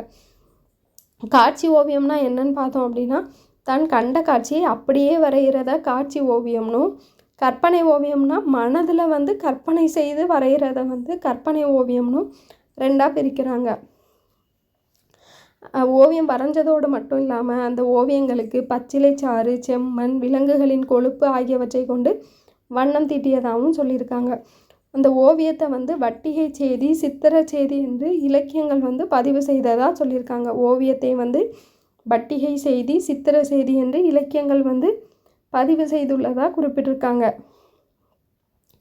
பழங்காலத்தில் சுவர் ஓவியங்களே பெரிதும் காணப்பட்டதாக குறிப்பிட்டிருக்காங்க. கோட்டோவியங்களுக்கு புனையா ஓவியம் இல்லைன்னா வரி வடிவ ஓவியம்னு சொல்கிறாங்க. கோட்டோவியங்களை வந்து என்ன சொல்கிறாங்க அப்படின்னா புனையா ஓவியம் இல்லைன்னா வரி வடிவ ஓவியம் அப்படின்னு சொல்கிறாங்க. மடல் ஏறுதலின் போது பனையோலையில் வரைந்த கோடுகளான ஓவியம் வந்து என்ன சொல்கிறாங்க அப்படின்னா வரி வடிவ ஓவியம் ஆகும். இதை பற்றின குறிப்பு வந்து எதில் இருக்குது அப்படின்னு பார்த்தோன்னா நெடுநல்வாடையில் இதை பற்றின குறிப்பு இருக்கிறதா சொல்லியிருக்காங்க. மடல் ஏறுதலின் போது பனையோலையில் வரைந்த கோடுகளான ஓவியம் வரி வடிவ ஓவியம் ஆகும். இதை பற்றின குறிப்பு வந்து நெடுநல்வாடையில் இருந்ததாக குறிப்பிட்டிருக்காங்க. புனையா ஓவியத்தில் பலவித வண்ணங்களை புனைந்து அமைக்கும் ஓவியம் முழு ஓவியம் எனப்படும். ஓவியம் வரைவோரை ஓவியன், கண்ணுள் வினைஞன், கைவினைஞன், ஓவிய வல்லோன், ஓவிய புலவன் என்று அழைக்கிறதா சொல்லியிருக்காங்க. புடைப்பு ஓவியங்கள் காணப்படும் இடங்கள் எங்கன்னு பார்த்தோம் அப்படின்னா காவிரிப்பூம்பட்டினம், அரிக்கமேடு, காஞ்சிபுரம், செங்கம் இதெல்லாம் வந்து புடைப்பு ஓவியங்கள் காணப்படுறதா குறிப்பிட்டிருக்காங்க. கீழடியில் வந்து கருப்பு சிவப்பு வண்ணம் தீட்டப்பட்ட பானைகளும், பிரதிமை அப்படின்னா என்னென்னு பார்த்தோன்னா மக்கள் கூட்டத்தை காட்டும் ஓவியங்களை வந்து என்ன சொல்கிறாங்க அப்படின்னா பிரதிமைன்னு சொல்கிறாங்க.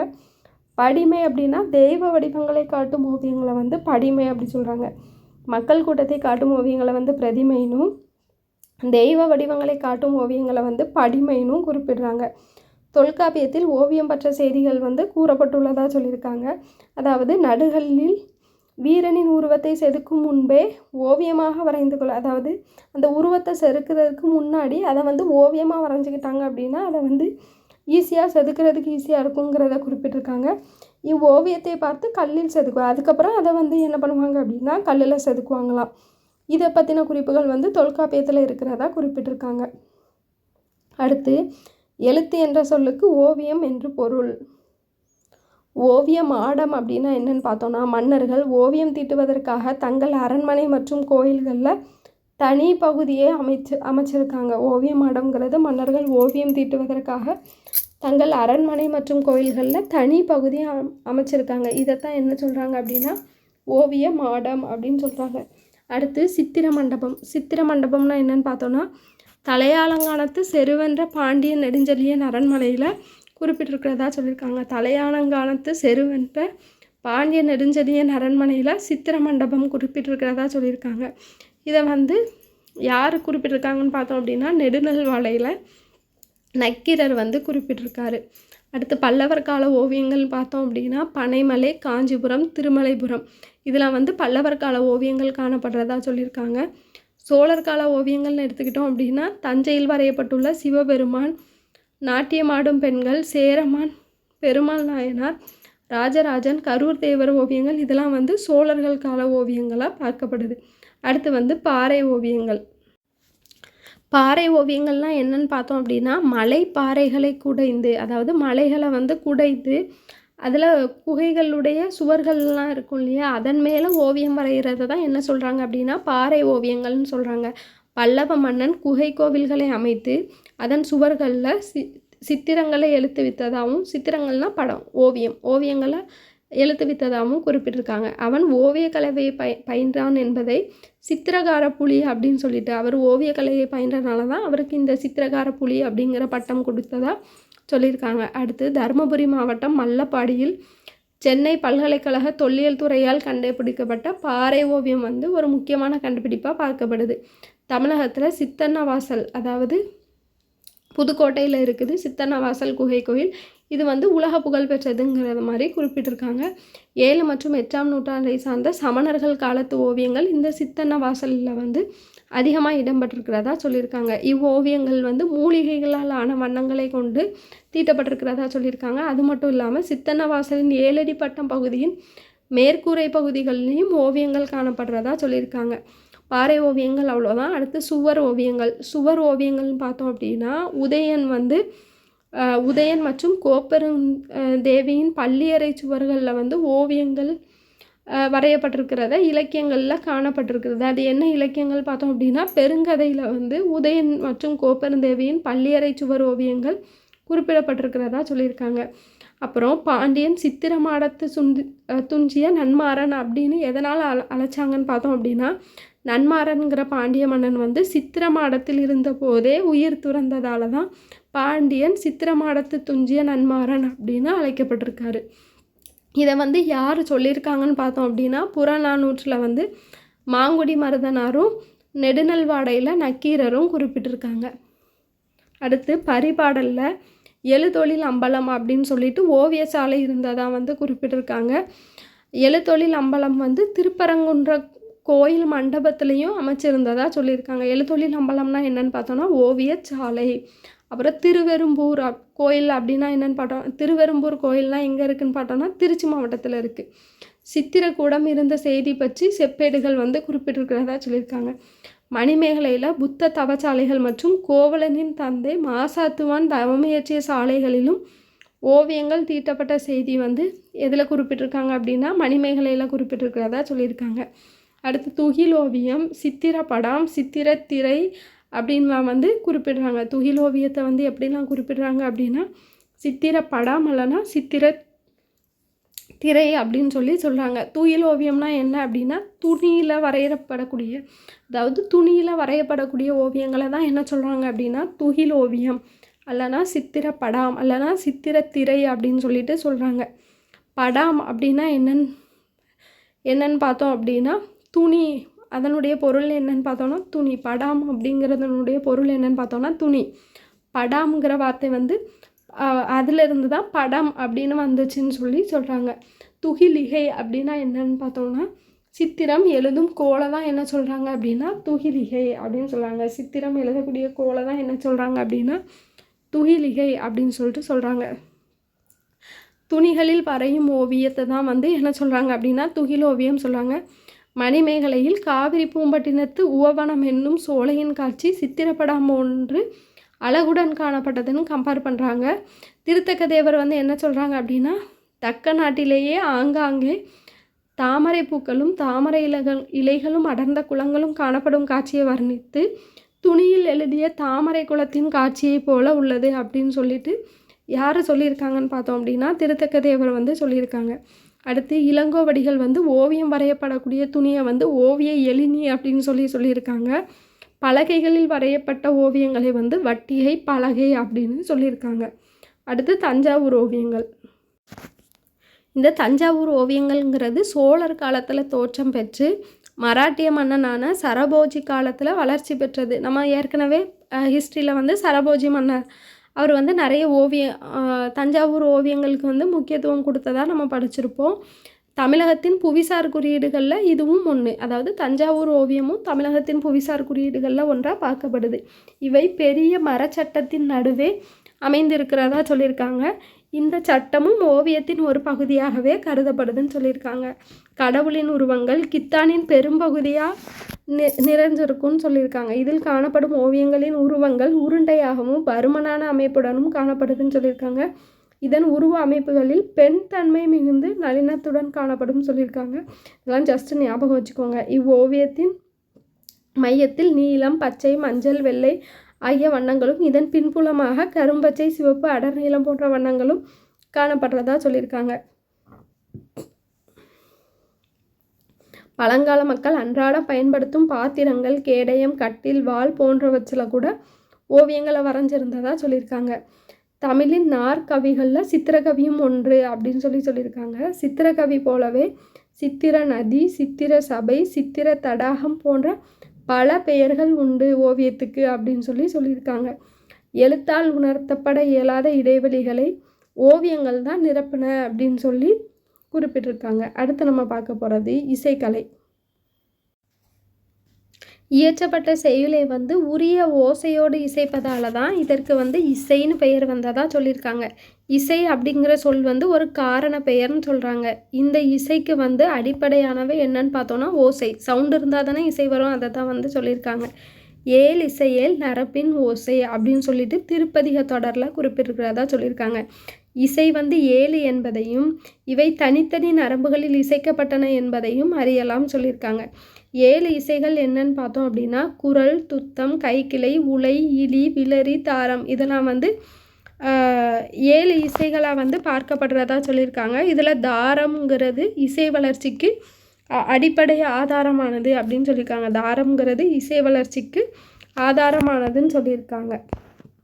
அடுத்து மிடற்றினால் குரலும், நாவினால் துத்தமும், அன்னத்தால் கைக்கிளையும், சிரத்தால் உலையும், நெற்றியால் இலியும், நெஞ்சால் விளரியும், மூக்கால் தாரமும் தோன்றுவதாக இசை வந்து இலக்கண நூல்கள் குறிப்பிடுறதா சொல்லியிருக்காங்க. அப்புறம் படிப்படியாக மேல் உயர்ந்து செல்லும் இசை நிரலை வந்து ஆரோசைனும், தாழ்ந்து செல்லும் இசை நிரலை வந்து அமரோசைனும் சேக்கிலார் வந்து கூறுறதா சொல்லியிருக்காங்க. அதாவது படிப்படியாக மேலே உயர்ந்து செல்லக்கூடிய இசை நிரலை வந்து ஆரோசைனும், தாழ்ந்து செல்லும் இசை நிரலை வந்து அமரோசைனும் யார் குறிப்பிட்டிருக்காங்க? சேக்கிலார் வந்து குறிப்பிட்டிருக்காங்க. இக்காலத்தில் அதை வந்து ஆரோகணம், அவரோகணம் அப்படின்னு சொல்லிட்டு 2ஆக வந்து பிரிச்சிருக்காங்க. இசை கருவிகள் வந்து 4 வகைப்படும். அவை வந்து தோல் கருவிகள், துளை கருவிகள், நரம்பு கருவிகள், கஞ்சக்கருவிகள்னு சொல்லிட்டு இசை கருவிகள் வந்து 4 வகைப்படும். அதில் தோல் கருவிகள்னால் என்னென்னு பார்த்தோன்னா விலங்குகளின் தோலால் மூடப்பட்டு செய்யப்படும் கருவிகளை தான் என்ன சொல்கிறாங்க அப்படின்னா தோல் கருவிகளாக சொல்கிறாங்க. எடுத்துக்காட்டு வந்து முழவு, முரசு. நரம்பு கருவிகள்னால் நரம்பு மற்றும் அந்த தந்திகளை உடையக்கூடியது தான் என்ன சொல்கிறாங்க அப்படின்னா நரம்பு கருவிகள்னு சொல்கிறாங்க. எடுத்துக்காட்டு வந்து யாழ், வீணை இதெல்லாம் நரம்பு வச்சு செய்யக்கூடியது. அடுத்து காற்று கருவிகள், காற்றை பயன்படுத்தி இசைக்கப்படுபவை. குழல் அதாவது புல்லாங்குழல், சங்கு இதெல்லாம் வந்து காற்றின் மூலமாக சவுண்டு வருது இல்லையா, அதனால் இதை வந்து காற்று கருவிகள்னு சொல்கிறாங்க. அடுத்து கஞ்ச கருவிகள்ங்கிறது ஒன்றோடொன்று மோதி இசைக்கப்படுறவை வந்து என்னது அப்படின்னா கஞ்ச கருவிகள்னு சொல்கிறாங்க. இதுக்கு எடுத்துக்காட்டாக சாளரா, சேகண்டி அப்படின்னு சொல்கிறாங்க. அப்புறம் பண்டைய நாளில் வாழ்ந்த இசைக்கலைஞர்கள் குழலையும் யாழையும் கொண்டே 7 இசைத்திறங்களை இசைத்துள்ளதாக சொல்லியிருக்காங்க. இதை வந்து குழலினிது, யாழினிது அப்படின்னு சொல்லி குழலினிது, யாழினிது அப்படின்னு சொல்லிட்டு திருவள்ளுவர் வந்து ஒரு குறளில் சொல்லியிருக்காங்க. எப்படின்னா குழலினிது, யாழினிது என்பர் தம் மக்களின் மழலை சொல் கேளாதார் அப்படிங்கிற மாதிரி ஒரு குறளில் வந்து சொல்லியிருப்பாங்க திருவள்ளுவர். அடுத்து துளைக்கருவிகளில் தொன்மையானது வந்து குழல் தான், புல்லாங்குழல் தான் சொல்கிறாங்க. இது புல் அப்படின்னு புல்லுகள்னா வேங்குழல் அப்படின்னு சொல்கிறாங்க. இதுதான் வந்து துளைக்கருவிகளில் தொன்மையானது என்னன்னு பார்த்தோம்னா குழல் தான். இதுதான் புல் வகையாகிய மூங்கினால் செய்யப்பட்டதால் இது வேங்குழல் அல்லனா புல்லாங்குழல் என்றும் அழைக்கப்படுறதா சொல்லியிருக்காங்க. இது வந்து வேங்குழல்ங்கிறது அந்த மூங்கில்ங்கிறது ஒரு வகையான புல் வகை, அதில் செய்யப்பட்டதால தான் இதை வந்து வேங்குழல் அல்லனா புல்லாங்குழல் அப்படின்னு சொல்லிட்டு அழைக்கிறாங்க. இந்த வேங்குழல் தான் வந்து முல்லை நிலத்தவர்களுடைய முதன்மை கருவியாக பார்க்கப்படுது. அடுத்து ஆணிரைகளை மேய்க்கும் ஒருவன் வந்து குமிழ மர கொம்புகளை வில்லாக வளைத்து அதில் மரல் நாரினை நரம்பாக கட்டி வில்லியால் அமைத்து குறிஞ்சி பண்ணை வாசித்தான் என்று பெரும்பானாற்றுப்படை குறிப்பிடுறதா சொல்லியிருக்காங்க.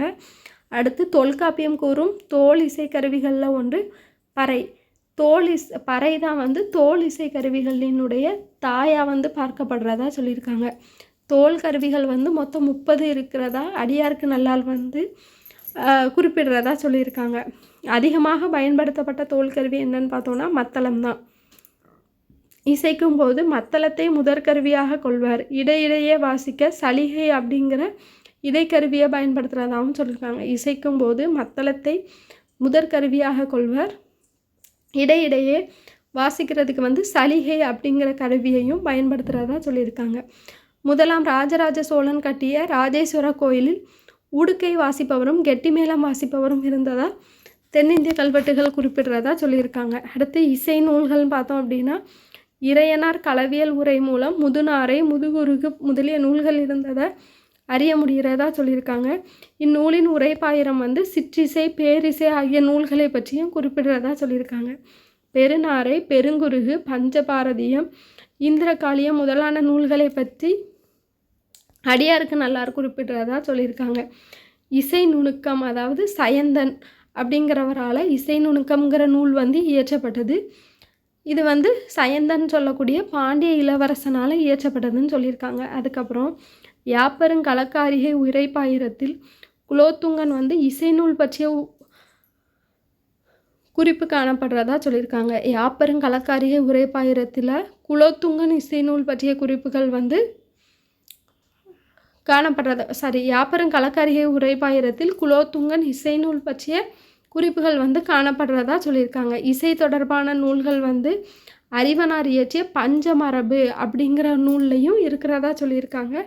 இந்த நூலை வந்து உரையோடு வெளியிட்டவர் யாருன்னு பார்த்தோம் அப்படின்னா ப. சுந்தரேசனார். பஞ்சமரபுங்கிற நூலை வந்து உரையோடு வெளியிட்டது யாருன்னு பார்த்தோம்னா ப. சுந்தரேசனார். இசை தூண்கள் காணப்படும் இடங்கள் வந்து எங்கெல்லாம்னு பார்த்தோம் அப்படின்னா தமிழகத்தில் திருநெல்வேலி, ஆழ்வார் திருநகரி, செண்பகநல்லூர், மதுரை, தாடிக்கொம்பு, அழகர் கோயில், கிருஷ்ணாபுரம், தென்காசி, குற்றாலம், சுசீந்திரம், களக்காடு இந்த இடத்துலலாம் இசை தூண்கள் வந்து காணப்படுறதா சொல்லியிருக்காங்க. இசை கலைஞர்கள், அதாவது பாணர்னா ஆண் இசைக்கலைஞர்களை பாணர்னும் பெண் இசைக்கலைஞரை பாடினினும் அழைக்கிறாங்க. இந்த இசைக்கலைஞர்கள் வந்து 3 வகைப்படும். இது வந்து இசைப்பாணர், யாழ்ப்பாணர், மண்டைப்பாணர் அப்படின்னு அழைக்கிறாங்க. இசைக்கலைஞர்களை 3 வகையாக வந்து பிரிக்கிறாங்க. இசைப்பாணர், யாழ்ப்பாணர், மண்டைப்பாணர் அப்படின்னு அழைக்கிறாங்க. சிலப்பதிகாரத்தில் இந்திரவிழா ஊரெடுத்த காதையை வந்து எப்படிலாம் சொல்கிறாங்க அப்படின்னா துளைக்கருவி வாசிப்போர், தோல் கருவி வாசிப்போர், நரம்பு கருவி இசைப்போர், கண்டத்தால் பாடுவோர் எனவும் வகைப்படுத்தப்பட்டுள்ளதாக குறிப்பிட்டிருக்காங்க. அப்புறம் இசைப்பாணர்கள்னு பார்த்தோம் அப்படின்னா வாய்ப்பாட்டு பாடுவதில் வல்லவர்களை வந்து இசைப்பாணர்கள்னும், யாழ்ப்பாணருங்கிறது யாழ் எனும் இசைக்கருவி மீட்டுவதில் வல்லவர்களை வந்து யாழ்ப்பாணர்கள்னும் அழைக்கிறாங்க. இசைப்பாணர்கள்னு வாய்ப்பாட்டு பாடுவதில் வல்லவர்கள் என்று இசைப்பாணர்கள்னும், யாழ் எனும் இசைக்கருவி மீட்டுவதில் வல்லவர்கள்னும் யாழ்ப்பாணர்னும் அழைக்கிறாங்க. அடுத்து சிறுபானாற்றுப்படை, பெரும்பானாற்றுப்படை இலக்கியங்கள் யாழ்ப்பாணர் பற்றிய செய்திகள் வந்து மிகுதியாக உள்ளதாக குறிப்பிட்டிருக்காங்க. மண்டை எனப்படும் ஓட்டினை கையில் ஏந்தி பாடியவர்கள் மண்டைப்பாணர்னு சொல்கிறாங்க. மண்டை எனப்படும் ஓட்டினை கையில் ஏந்தி பாடியவர்களை வந்து என்ன சொல்கிறாங்க அப்படின்னா மண்டைப்பாணர் அப்படின்னு சொல்கிறாங்க. சங்க இலக்கியமும் இசையும் அப்படின்னு சொல்லிட்டு குறிப்பிட்டிருக்காங்க பாருங்கள்.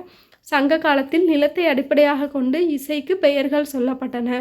குறிஞ்சி நிலத்திற்கு குறிஞ்சிப்பண், முல்லை நிலத்திற்கு சாதாரி, பாலைக்கு வந்து பஞ்சுரப்பன், நெய்தலுக்கு வந்து செவ்வழிப்பன், மருதத்திற்கு வந்து மருதப்பன் அப்படின்னு சொல்லிட்டு 5 வகை பண்கள் இருந்ததா சங்க இலக்கியங்களில் குறிப்பிட்டிருக்காங்க. குறிஞ்சிப்பண் அதாவது அகநானூரில் மலைச்சாரல் பகுதிகளில் விளைந்திருந்த திணை பயிரை உண்ண வந்த காட்டு யானை, அந்த திணை பயிரை உண்ண வந்த காட்டு யானை வந்து அப்பயிரை காவல் காத்த பெண் இசைத்த குறிஞ்சி பண்ணை கேட்டு அந்த பயிரை உண்ணாமல் இசையில் மெய்மறந்து நின்றதை வந்து அகநானூறு குறிப்பிடுதுன்னு சொல்லியிருக்காங்க. அடுத்து போரில் புண்பட்ட வீரர்களை பேய்களிடமிருந்து காப்பாற்ற காஞ்சிப்பண் பாடப்பட்டதாக புறநானூறு வந்து குறிப்பிடுது. யாழ் எனும் இசைக்கருவிகளினால் கலைஞர்கள் மருதப்பண்ணை பாடி பொழுது விடிந்ததாக மதுரை காஞ்சி கூறுறதாக சொல்லியிருக்காங்க. எதுன்னு நல்லா பார்த்து வச்சுக்கோங்க. அகநானூறு எது சொல்லுது, புறநானூறு என்ன சொல்லுது, மதுரை காஞ்சி என்ன சொல்லுதுன்னு பார்த்து வச்சுக்கோங்க. மேலும் அது ஆகுளி, முழவு எனும் தோல் கருவிகளை கொண்டு செவ்வழிப்பண்ணை மாலை நேரத்தில் இசைத்தனர் என்பதையும் சுற்றுறதா சொல்லியிருக்காங்க. இதை கேட்டு தலைவனை பிரிந்த தலைவி வந்து மிகவும் வருத்தம் கொண்டதாகவும் குறிப்பிட்டிருக்காங்க. நிலத்தை அடிப்படையாக கொண்டு பண்களை தவிர காமரம், நைவளம் போன்ற பண்களும் சங்க காலத்தில் இருந்துள்ளதாக குறிப்பிட்டிருக்காங்க. வண்டின் ஓசை போல் இருப்பது காமரம் சொல்லியிருக்காங்க. பரிபாடலில் வெறியாட்ட பாடல்கள், வல்லை பாடல்கள் முதலிய இசைப்பாடல்கள் உள்ளதுன்னு சொல்லியிருக்காங்க. ஒவ்வொரு பாடலின் இறுதியிலும் பாடலை இசைப்பதற்குரிய பண்ணும், இசை வகுத்த இசைக்கருவிகள் போன்ற தகவல்களும் இடம்பெற்றுள்ளதாக சொல்லியிருக்காங்க. அடுத்து சிலப்பதிகாரத்தில் இசையை பற்றி என்ன கொடுத்துருக்காங்கன்னு பார்த்தோம் அப்படின்னா சிலப்பதிகாரம் மாதவி நாடக அரங்கில் ஆடும்போது ஆடலுக்கு துணை நின்றவர்கள் வந்து இசை ஆசிரியன், மத்தளன் இசைக்கும் தன்னுமை ஆசிரியன், வேங்குழல் ஊதுவோன், யாழ் ஆசிரியன், இவங்களாம் வந்து மாதவி ஆடுறதுக்கு வந்து துணை நின்றவங்களா சொல்கிறாங்க. அடுத்து இசையின் இயக்கங்களை அடிப்படையாக கொண்டு முதல் நடை, வாரம், கூடை, திரள் அப்படின்னு சொல்லிட்டு 4 வந்து பிரிக்கிறாங்க. இசையின் இயக்கங்களை அடிப்படையாக கொண்டு முதல் நடை, வாரம், கூடை, திரள் அப்படி சொல்லிட்டு 4 வந்து பிரிக்கிறாங்க. முதல் நடைங்கிறது மந்த நடையாக தாழ்ந்து செல்லும் முறையில் இசைக்கப்படுறதா சொல்லியிருக்காங்க. திரள்ங்கிறது முடிகி செல்லும் விரைந்த நடை உடையது வந்து திரள். முதல் நடைனா மந்தமாக இருக்கக்கூடியது, திரள்ங்கிறது விரைந்த நடை உடையது, வாரம் அப்படிங்கிறது இந்த ரெண்டுக்கும் இடைப்பட்ட இசை நடையை தான் என்ன சொல்கிறாங்க அப்படின்னா வாரம் அப்படின்னு சொல்கிறாங்க. கூடைங்கிறது சொற்சரிவும் இசைச்சரிவும் உடையதை தான் என்ன சொல்கிறாங்க அப்படின்னா கூடைன்னு சொல்லுவாங்க. கூடைங்கிறது என்னது, சொற்சரிவும் இசைச்சரிவும் உடையது தான் என்ன சொல்கிறாங்கன்னா கூடைன்னு சொல்கிறாங்க. அரங்கேற்று காதை வந்து ஆய்ச்சியர் குரவை, காணல் வரி, வேணிற் காதை, கடலாடு காதை, புறஞ்சேரி இருத்த காதை, இதெல்லாம் வந்து இசை குறிப்புகள் நிரம்பியவைன்னு சொல்லியிருக்காங்க. பெருங்காதையில் வந்து இசை பற்றிய குறிப்புகள் கிடைக்கின்றதுன்னு சொல்லியிருக்காங்க. அடுத்து பக்தி இயக்கமும் இசையும். செய்யுளை பண் அமைப்போடு படைப்பாளனே படைப்பது ஒரு வகைனும், செய்யுளை எழுதி பின்னாடி வந்து அதை வேறொருவர் பண்ணிசைப்பது வந்து மற்றொரு வகையினும் குறிப்பிடுறாங்க. தேவாரம் வந்து இதில் முதல் வகையை சார்ந்ததுன்னு சொல்கிறாங்க. மாணிக்க வாசகர் வந்து தேவாரங்களை பண் சுமந்த பாடல் அப்படின்னு சொல்லிட்டு குறிப்பிடுறாரு. இறைவனின் அருளை சொற்களாக்கி இசைப்படுத்தியவர்கள் வந்து யாரெலான்னு பார்த்தோம் அப்படின்னா திருஞான சம்பந்தர், திருநாவுக்கரசர், சுந்தரர். நம்ம ஏற்கனவே பார்த்துருப்போம் இல்லையா, முதல் மூவர் அப்படின்னு சொல்லிட்டு சொல்லுவாங்க. இவங்க தான் வந்து இறைவனுடைய அருளை சொற்களாக்கி இசைப்படுத்தியவர்கள்னு சொல்கிறாங்க. அடுத்து வேங்குழலை ஊதி மேய்ச்சலின் போது தவறிய எருமை மற்ற மாடுகளோடு சேர்ந்து வீடு அடைந்ததாக திருஞான சம்பந்தர் வந்து பாடுறதா சொல்லியிருக்காங்க. அடுத்து சுந்தரர் வந்து தலை மீது சிவபெருமான் தன் பாதங்களை வைத்து அருள் புரிந்ததால் தம்மானை அறியாத அப்படிங்கிற பாடலை வந்து படித்ததாக வந்து குறிப்பிட்டிருக்காங்க. கொல்லிக்கவானம் அப்படிங்கிற பண்ணில் வந்து குறிப்பிட்டிருக்காங்க. அடுத்து திருவாரூரில் உள்ள சிவபெருமானை பற்றி பாடிய பதிகம் வந்து கொல்லிப்பண்களில் வந்து அமைஞ்சதாக சொல்லியிருக்காங்க. கொல்லிக்கவானம், கொல்லிப்பண் ஆகிய இவ்விரு பண்களும் நள்ளிரவில் பாடப்பட்டதாக சேக்கிலார் வந்து கூறுகிறார். கொல்லிக்கவானம், கொல்லிப்பண் இந்த ரெண்டுமே வந்து நள்ளிரவில் பாடப்பட்டதாக வந்து யார் சொல்கிறாங்க அப்படின்னா சேக்கிலார் வந்து குறிப்பிடுறாரு. அடுத்து திருமுறை கண்ட சோழன் வந்து யாழ்ப்பாணர் மரபில் வந்த பாடினியை கொண்டு பாடலின் பண் அமைப்புகளுக்கு புத்துயிர் அளித்ததாக சொல்லியிருக்காங்க. இதை திருமுறை கண்ட புராணம் கூறுறதாகவும் சொல்லியிருக்காங்க. இப்பண்களை கோவிலில் பாட ஓதுவார் என்னும் இசைக்கலைஞர்களை இந்த மன்னனே நியமித்ததாகவும் சொல்லியிருக்காங்க திருமுறை கண்ட சோழம். அடுத்து முதலாம் மகேந்திரவர்மன் வந்து இசை, நாடகம், ஓவியத்தில் வல்லவன் என்றும் இம்மன்னனால் பொறிக்கப்பட்ட குடுமியான்மலை கல்வெட்டின் முடிவில் 8ற்கும் 7ற்கும் இவை புரிய அப்படிங்கிற தொடர் உள்ளதாகவும் குறிப்பிட்டிருக்காங்க. இந்த தொடர் வந்து சங்கீரணம் அப்படிங்கிற இசையை பற்றி குறிப்பிடுறதா சொல்லியிருக்காங்க. தேவாரங்களில் காணப்படாத சாரளபாணி அப்படிங்கிற பண் வந்து எங்கே காணப்படுதுன்னு சொல்லியிருக்காங்கன்னா திருவிசைப்பால உள்ளதுன்னு சொல்லியிருக்காங்க. தேவாரங்களுக்கு பண் வகுக்கப்பட்ட காலத்தில் நிலவிய இசையும் சேக்கிலார் காலத்தில் நிலவிய இசையும் சாரங்க தேவர் குறிக்கும் தேவார பண்களுடைய இசையும் இடைக்காலத்தில் தோன்றிய இசை மரபு அப்படின்னு சொல்லிட்டு யார் சொல்லியிருக்காங்கன்னு பார்த்தோம்னா வெள்ளை வாரணர் வந்து சொல்லியிருக்காங்க. கீர்த்தனைகள் என்ற இசைப்பாடல் வடிவம் பிற்காலத்தில் தான் தோன்றுச்சுன்னு சொல்லியிருக்காங்க. கீர்த்தனைகள் அப்படின்னு சொல்லக்கூடிய இசைப்பாடல் வடிவம் வந்து பிற்காலத்தில் தான் தோன்றியதாக சொல்லியிருக்காங்க. கோபாலகிருஷ்ண பாரதியார், அருணாச்சல கவிராயர் முதலியோரால் எழுதப்பட்ட கீர்த்தனைகள் வந்து ரொம்பவே குறிப்பிடத்தகுந்ததுன்னு சொல்லியிருக்காங்க. இந்த கீர்த்தனைகள் வந்து பிற்காலத்தில் தான் தோன்றியிருக்கிறதாகவும் சொல்லியிருக்காங்க. அடுத்து சங்கம் மருவிய காலத்தில் தமிழகத்தை ஆட்சி செய்தவர்கள் வந்து களப்பிரர்கள். இவங்க வந்து சமண சமயத்தை தழுவியதாக குறிப்பிட்டிருக்காங்க. இந்த சங்கம் மருவிய காலத்தில் தான் அற இலக்கியங்கள் தோன்றியதாகவும் குறிப்பிட்டிருக்காங்க. வெண்பா யாப்பிலேயே இந்த அற இலக்கியங்கள் வந்து வெண்பா யாப்பில் தான் அமைஞ்சதாக சொல்லியிருக்காங்க. ஆனால் சங்க காலத்தில் வெண்பா யாப்பு வந்து வழக்கில் இல்லைங்கிற மாதிரியும் சொல்லியிருக்காங்க. 14 கீழ்கணக்கு நூல்களில் திருக்குறள், நாலடியார், நான்மணிக்கடிகை முதலியவற்றில் இசைக்கருவிகள் பற்றிய செய்திகளும் கிடைக்கின்றதா சொல்லியிருக்காங்க. இப்போ இசை பற்றின குறிப்புகள் முடிஞ்சிட்டு அடுத்து நம்ம பார்க்க போகிறது நடனக்கலைகள். நடனக்கலைன்னு பார்த்தோம் அப்படின்னா தொல்காப்பியத்தில் கூத்து வகைகள் பற்றி குறிப்பிடப்பட்டிருக்கிறதா சொல்லியிருக்காங்க. அவை என்னெல்லாம்னு பார்த்தோம் அப்படின்னா வேலன் ஆடும் வெறிக்கூத்து, வீரர்கள் ஆடும் கருங்கூத்து, பெண்கள் ஆடும் வள்ளிக்கூத்து, இளைய வீரனின் வெற்றியை பாராட்டி இருபாலரும் ஆடும் களநிலை கூத்து, இதெல்லாம் வந்து இடம்பெற்றிருக்கிறதா சொல்லியிருக்காங்க. அடுத்து நடனம் அரசிற்பம் அப்படின்னு பார்த்தோம் அப்படின்னா சங்க காலத்தில் கூத்துக்கலையை வளர்த்தவர்களில் வந்து கூத்தர்கள்னு சொல்லியிருக்காங்க. கூத்தரின பெண்களை வந்து விரலி, ஆடுமகள், ஆடுகள மகள்னும், கூத்தரின ஆண்களை வந்து கூத்தன், ஆடுமகன், ஆடுகள மகன்னும் அழைக்கிறதா சொல்லியிருக்காங்க. அரசர்கள் வந்து விரலியருக்கு பரிசளித்த செய்தியினை கோவூர்கிழார் வந்து கோவூர்கிழார் மற்றும் மாங்குடி மருதனார் குறிப்பிட்டிருக்கிறதா சொல்லியிருக்காங்க. சிலப்பதிகாரத்தில் உள்ள நாடக மகளிர் என்னும் தொடர் வந்து நடன மகளிர், கூத்த மகளிர், விரலியர் என்னும் பொருளை அளிப்பதாக ராசமாணிக்கர் வந்து குறிப்பிட்டிருக்கிறதா சொல்லியிருக்காங்க. அதாவது சிலப்பதிகாரத்தில் உள்ள நாடக மகளிருங்கிறவங்கள வந்து நடன மகளிர், கூத்த மகளிர், விரலியர் அப்படின்னு சொல்லிட்டு ராசமாணிக்கர் வந்து கூறுறதா சொல்லியிருக்காங்க. நடனம் கற்கும் பெண்ணின் வயதை வந்து 7லிருந்து 12 ஆண்டுகள்னு சொல்லியிருக்காங்க. அவங்க 7 வயசுலேருந்து 12 வயசு வரைக்கும் 6 வருஷம் வந்து நடனம் கற்கக்கூடிய பெண்ணினுடைய வயதாக வந்து பார்க்கப்படுதுன்னு சொல்லியிருக்காங்க. தலைக்கோல் ஆசான்னா யாருன்னு பார்த்தோம் அப்படின்னா நடனக்கலையை கற்பிக்கக்கூடிய ஆசிரியரை தான் வந்து என்ன சொல்கிறாங்க அப்படின்னா தலைக்கோல் ஆசான் அப்படின்னு சொல்கிறாங்க. நடனக்கலையை கற்பிக்கும் ஆசிரியரை தான் என்ன சொல்கிறாங்க, தலைக்கோல் ஆசான்.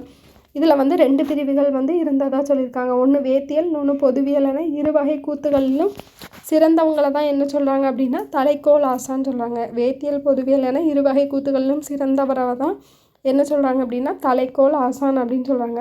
அப்புறம் அடியாருக்கு நல்லாருக்கு கருத்துப்படி கூத்து வந்து எத்தனை வகைப்படும்? 4 வகைப்படும். சொக்கம், மெய்க்கூத்து, அபிநயம், நாடகம். சொக்கம்ங்கிறது இசையுடன் கூடிய தூய நடனத்தை தான் என்ன சொல்கிறாங்க, சொக்கம் சொல்கிறாங்க. மெய்க்கூத்துங்கிறது இசையுடன் கூடிய அகம் சார்ந்த நடனத்தை தான் வந்து மெய்க்கூத்துன்னு சொல்கிறாங்க. அபிநயம்ங்கிறது இசையுடன் கடந்த பாடலுக்கேற்ற நடனத்தை வந்து அபிநயம் சொல்கிறாங்க. நாடகம்ங்கிறது இசையுடன் கதை தழுவி வரும் பாட்டிற்கான நடனத்தை வந்து நாடகம் சொல்கிறாங்க. ஆடல் என்பது எல்லா வகையான கூத்துகளையும் குறிக்கும் அப்படின்னு சொல்லிட்டு அடியாருக்கு நல்லார் வந்து குறிப்பிடுறாங்க. ஆடல் என்பது எல்லா வகையான கூத்துகளையும் குறிக்கும் அப்படின்னு சொல்லிட்டு அடியாருக்கு நல்லார் குறிப்பிடுறாங்க. ஆடல் வகைகள் 11 ஆடல்கள் இருந்ததா சிலப்பதிகாரத்தில் மாதவி வந்து இந்த 11 ஆடல்களையும் சிலப்பதிகாரத்தில் மாதவி ஆடியதாக வந்து குறிப்புகள் வந்து இருக்கிறதா சொல்லியிருக்காங்க. இதில் ஆடல் வகைகள் இந்த 11 2ஆக பிரிக்கிறாங்க. ஒன்று நின்றாடல், இன்னொன்று வீழ்ந்தாடல். நின்றாடலில் வந்து 6, வீழ்ந்தாடலில் வந்து 5 குறிப்பிட்டிருக்கிறதா சொல்லியிருக்காங்க. நின்றாடல்ங்கிறது அல்லியம், கொடுகொட்டி, குடைக்கூத்து, குடக்கூத்து, பாண்டரங்கம், மல்லியம். இதெல்லாம் வந்து நின்றாடல்லையும். வீழ்ந்தாடலில் வந்து துடி, கடையம், பேடு, மரக்கால், பாவை. துடி, கடையம், பேடு, மரக்கால், பாவை. இந்த 5 வந்து வீழ்ந்தாடல்லையும் இருக்கிறதா சொல்லியிருக்காங்க. மாதவி இந்த 11 வகை ஆட்டத்தையும் ஆடியதாக வந்து குறிப்பிட்டிருக்காங்க. அடுத்து அல்லியம். அல்லியம்னா என்னன்னு பார்த்தோன்னா கண்ணன் வந்து யானையினுடைய தந்தத்தை ஒடித்ததை காட்டும் ஆடல் தான் வந்து என்ன சொல்கிறாங்க அப்படின்னா அல்லியம் சொல்கிறாங்க. கொடுகொட்டிங்கிறது சிவபெருமான் முப்புறத்தை எரித்த பொழுது வெற்றியில் கைகொட்டி ஆடிய ஆடல் தான் வந்து என்ன சொல்கிறாங்க அப்படின்னா கொடுகொட்டின்னு சொல்கிறாங்க. குடைக்கூத்துங்கிறது முருகன் வந்து அவுணரை வென்றபோது ஆடிய ஆடல் தான் வந்து குடைக்கூத்துனும். குடக்கூத்து வந்து கண்ணன் தன் பேரனான அனிருத்தனை அசுரரிடமிருந்து மீட்பதற்காக குடத்தை வைத்து கொண்டு ஆடிய ஆடல் குடக்கூத்துன்னு சொல்கிறாங்க. பாண்டரங்கம்ங்கிறது சிவபெருமான் முப்புறத்தை எரித்த பின்னர் நான்முகன் காணும்படி ஆடிய ஆடல் வந்து பாண்டரங்கம்னும். மல்லியம்ங்கிறது கண்ணன் பாணன் எனும் அசுரருடன் போர் செய்ததை காட்டும் கூத்து வந்து மல்லியம்னு சொல்கிறாங்க. துடிங்கிறது சூரபதுமனை வென்ற பிறகு கடலினை மேடையாக கொண்டு முருகன் ஆடியதை கூறும் கூத்து வந்து துடி அப்படின்னு சொல்கிறாங்க. கடையம் அல்லனா உலத்தி கூத்துனா என்னன்னு பார்த்தோம் அப்படின்னா இந்திரன் மனைவி ஐராணி உலத்தி உருவத்தோடு ஆடியதை தான் என்ன சொல்கிறாங்க கடையம் அல்லனா உலத்தி கூத்துன்னு சொல்கிறாங்க. கடையம் அல்லனா உலத்தி கூத்துன்னு எதை சொல்கிறாங்கன்னா இந்திரனின் மனைவியான ஐராணி வந்து உலத்தி உருவத்தோடு ஆடியதை தான் வந்து என்ன சொல்கிறாங்க அப்படின்னா கடையம் அப்படி சொல்கிறாங்க. பேடு அப்படின்னா என்னன்னு பார்த்தோன்னா காமன் தன் மகனான அனிருத்தனை சிறை மீட்பதற்காக பாணனுடைய சோ எனும் நகரத்தில் பேடி உருவம் கொண்டாடியது. பேடி உருவம் பேடு ஞாபகம் வச்சுக்கோங்க. அடுத்து மரக்கால்ங்கிறது கொற்றவை தன்னை எதிர்த்து பாம்பு தேலாக வந்த அசுரரை கொல்வதற்காக ஆடிய ஆடல் தான் என்னது சொல்கிறாங்க மரக்கால் அப்படின்னு சொல்கிறாங்க. அடுத்து பாவைங்கிறது அசுரரை வெல்றதுக்கு திருமகள் ஆடிய ஆடலை தான் என்ன சொல்கிறாங்க அப்படின்னா பாவைன்னு சொல்கிறாங்க. 11 வகையான ஆடல்களும் அவற்றின் உறுப்புகளும் யாப்பருங்கலம்ங்கிற நூலின் உரையில் குறிப்பிடப்பட்டுள்ளதாக சொல்லியிருக்காங்க. 11 வகையான ஆடல்களும் அவற்றின் உறுப்புகளும் யாப்பருங்கலம் நூலின் உரையில் கூறப்பட்டுள்ளதாக சொல்லியிருக்காங்க. அடுத்து கூற்று பற்றிய நூல்கள் வந்து என்னெல்லாம் சொல்லியிருக்காங்கன்னு பாருங்கள். பரதம், அகத்தியம், முறுவல், சயந்தம், குணநூல், சேற்றியம், இசை நுணுக்கம், இந்திரகாளியம், பஞ்சமரபு, பரத சேனாதிபதியம், மதிவாணர், நாடகத்தமிழ் நூல், கூத்தநூல். இதெல்லாம் வந்து கூற்று பற்றிய நூல்கள்னும் இவற்றில் பரதமும் அகத்தியமும் அடியாருக்கு நல்லார் காலத்திலேயே மறைந்ததாகவும் சொல்லியிருக்காங்க. அடுத்து குரவை கூத்து. குரவை கூத்துங்கிறது மகளிரால் ஆடப்படுவது தான் என்னதுன்னு சொல்கிறாங்க, குரவை கூத்து அப்படின்னு சொல்கிறாங்க. இது வந்து 7லேருந்து 9 பேர் வட்டமாக நின்று கைகோர்த்து ஆடுவதை தான் என்ன சொல்கிறாங்க அப்படின்னா குரவை கூத்து அப்படின்னு சொல்கிறாங்க. இதில் வந்து 2 வகைகள் இருக்குது. ஒன்று குன்ற குரவை, இன்னொன்று ஆய்ச்சியர் குரவை. குன்ற குரவைங்கிறது குறிஞ்சி நிலத்தில் வாழும் மகளிர் முருகனுக்காக ஆடும் ஆடல்னால் குன்ற குரவை. ஆய்ச்சியர் குரவைங்கிறது முல்லை நிலத்தில் வாழும் மகளிர் வந்து திருமாலுக்காக ஆடும் ஆடலை வந்து ஆய்ச்சியர் குரவைன்னு சொல்லியிருக்காங்க. அடுத்து பல்லவர் காலம்னு எடுத்துக்கிட்டோம் அப்படின்னா அதாவது முதலாம் மகேந்திரவர்மன், பல்லவ மன்னனான முதலாம் மகேந்திரவர்மன் மத்த விலாச பிரகசனம் என்ற நூலில் வந்து சிவபெருமானினுடைய தாண்டவங்கள் பற்றி குறிப்பிட்டிருக்கிறதா சொல்லியிருக்காங்க. அடுத்து காஞ்சி கைலாசநாதர் கோயிலில் சிவபெருமான் ஆடியதாக கூறப்படும் பதாகை நடனம், லதா விருச்சக நடனம்,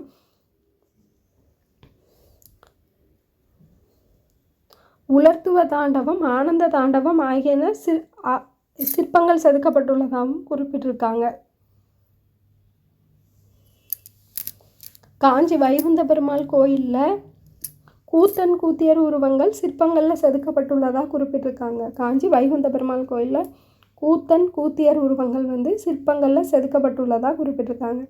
பல்லவர் காலத்தவரான சுந்தரர் நடன மாதரான பறவை நாச்சியாரை மணந்து கொண்ட செய்தி வந்து இலக்கியத்தில் குறிப்பிட்டிருக்காதா சொல்லியிருக்காங்க. அடுத்து தில்லையில் உள்ள சிவபெருமான் கூத்த பெருமான் என நாயன்மார்களாக பாடப்பட்டதாக சொல்லியிருக்காங்க. பல்லவர் காலத்தில் நடன மாந்தர் வந்து மாணிக்கத்தார், கணிகையார் என அழைக்கப்பட்டதாக சொல்லியிருக்காங்க. காஞ்சிபுரம் முக்தீஸ்வரர் கோயிலில் 42 நடனமாதர் வந்து இருந்ததாக சொல்லியிருக்காங்க. காஞ்சிபுரம் முக்தீஸ்வரர் கோயிலில் 42 நடனமாதர் இருந்ததாக குறிப்பிட்டிருக்காங்க. அடுத்து சோழர் காலம்னு எடுத்துக்கிட்டோம் அப்படின்னா சைவ வைணவ சமயங்கள் இந்த காலத்தில் வளர்ச்சி பெற்றதாக சொல்லியிருக்காங்க. சைவ வைணவ சமயங்கள் இக்காலத்தில் வளர்ச்சி பெற்றதாக குறிப்பிட்டிருக்காங்க. கோயில்களில் வந்து பெரும்பான்மை கற்கோயில்களாகவே மாற்றப்பட்டதாக சொல்லுவாங்க. கோயில்கள் பெரும்பான்மை கற்கோயில்களாக மாற்றப்பட்டதுன்னு சொல்லியிருக்காங்க. கோயில் கருவறைகளின் அடிப்பகுதியில் கூட நடன வகைகள் செதுக்கப்பட்டிருந்ததாக சொல்லியிருக்காங்க. சிதம்பரம், தஞ்சை, கங்கை கொண்ட சோழபுரம், திருவண்ணாமலை இதுக்கு எடுத்துக்காட்டாக சொல்லியிருக்காங்க. அடுத்து சோழர் கால சிற்பங்களில் கூத்தியர் மட்டுமின்றி தனித்து நடனமாடும்படியான சிற்பங்களையும் காண முடியும் சொல்லியிருக்காங்க. அடுத்து தஞ்சை பெரிய கோயிலின் கருவறையின் புறச்சுவரில் உள்ள நடன மாதர்கள் ஓவியங்கள் வரையப்பட்டிருக்கிறதா சொல்லியிருக்காங்க. இவ்வோவியத்தில் நடன பெண்களின் கூந்தல், ஒப்பனை, உடை, இசைக்கருவி, முகப்பொலிவு, உருவ அமைப்பு ஆகியன நடன பெண்கள் பெற்றிருந்த சிறப்பையும் வந்து காட்டுறதா சொல்லியிருக்காங்க. ராஜராஜ சோழன் தஞ்சை பெரிய கோயிலில் ஆடல் நிகழ்த்துவதற்காக பதியிலார் எனப்படும் நடனத்தில் சிறந்த பெண்ணை வந்து நாடெங்கிலும் இருந்து தேர்ந்தெடுத்ததாகவும் இவர்கள் ஒவ்வொருவருக்கும் ஒரு வீடும் ஒரு வேலி நிலமும் வந்து அளித்து அவங்கள வந்து தங்க வச்சிருக்கிறதுக்காக நடனத்தில் இன்வால்வ் பண்ணுறதுக்காக தங்க வச்சிருந்தாருங்கிற செய்தியை வந்து தஞ்சை கல்வெட்டில் குறிப்பிட்டிருக்கிறதா சொல்லியிருக்காங்க.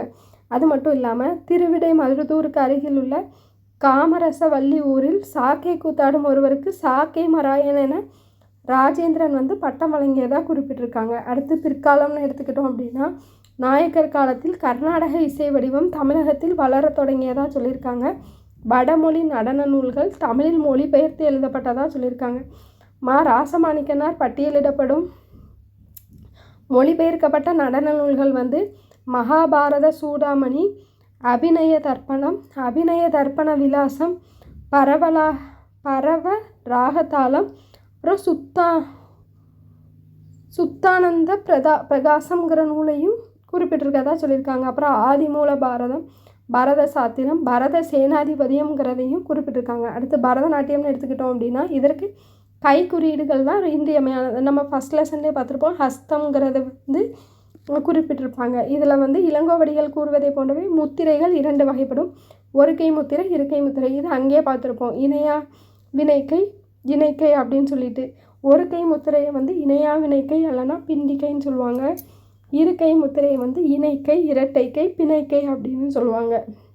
இம்முத்திரைகள் வந்து பாரதத்திற்கு உயிர் போன்றவை அப்படின்னு சொல்லியிருக்காங்க. அடுத்து நாட்டுப்புற கலைகள்னு எடுத்துக்கிட்டோம் அப்படின்னா நாட்டுப்புற விளையாட்டுகள் என்பது நாட்டுப்புற கலைகளில் ஒன்றாக பார்க்கப்படுது. இதை வந்து போல செய்தல், உடல் திறம் காணல், அறிவு வெளிப்பாடு, சமூக உறவு, வாழ்க்கை பயிற்சி, சிந்தனை ஆற்றல் முதலியவற்றை உள்ளடக்கியதாகவும் குறிப்பிட்டிருக்காங்க.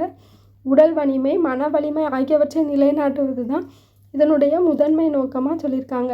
ஏறு தழுவுதல், ஓட்ட போட்டிகள் முதலியன மரபு சார்ந்தவையாக குறிப்பிட்டிருக்காங்க. வீரத்தை வெளிப்படுத்துவதை இதனுடைய நோக்கமாக சொல்லியிருக்காங்க. அடுத்து தமிழக விளையாட்டுகள்னு பார்த்தோம் அப்படின்னா,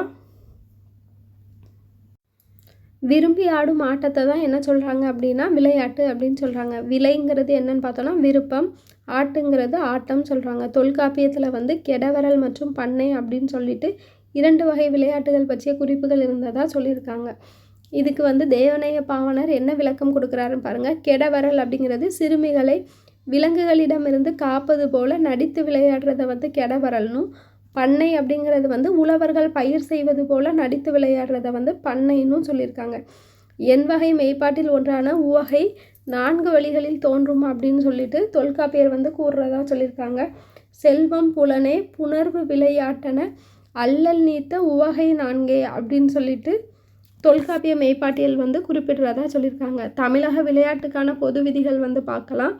1, இரு குழுவாக பிரிந்து விளையாடும் பொதுத்தன்மை கொண்டு இருக்கும். 2 பிரிவாக பிரிஞ்சு விளையாடுவாங்க. விளையாட்டின் வெற்றி தோல்வியின் காரணமாக யாரும் பிறருக்கு துன்பம் விளைவிக்கக்கூடாது. இப்போ ஒருத்தவங்க தோத்துட்டாங்க அப்படின்னா இன்னொரு டீம் அவங்கள காயப்படுத்தக்கூடாது.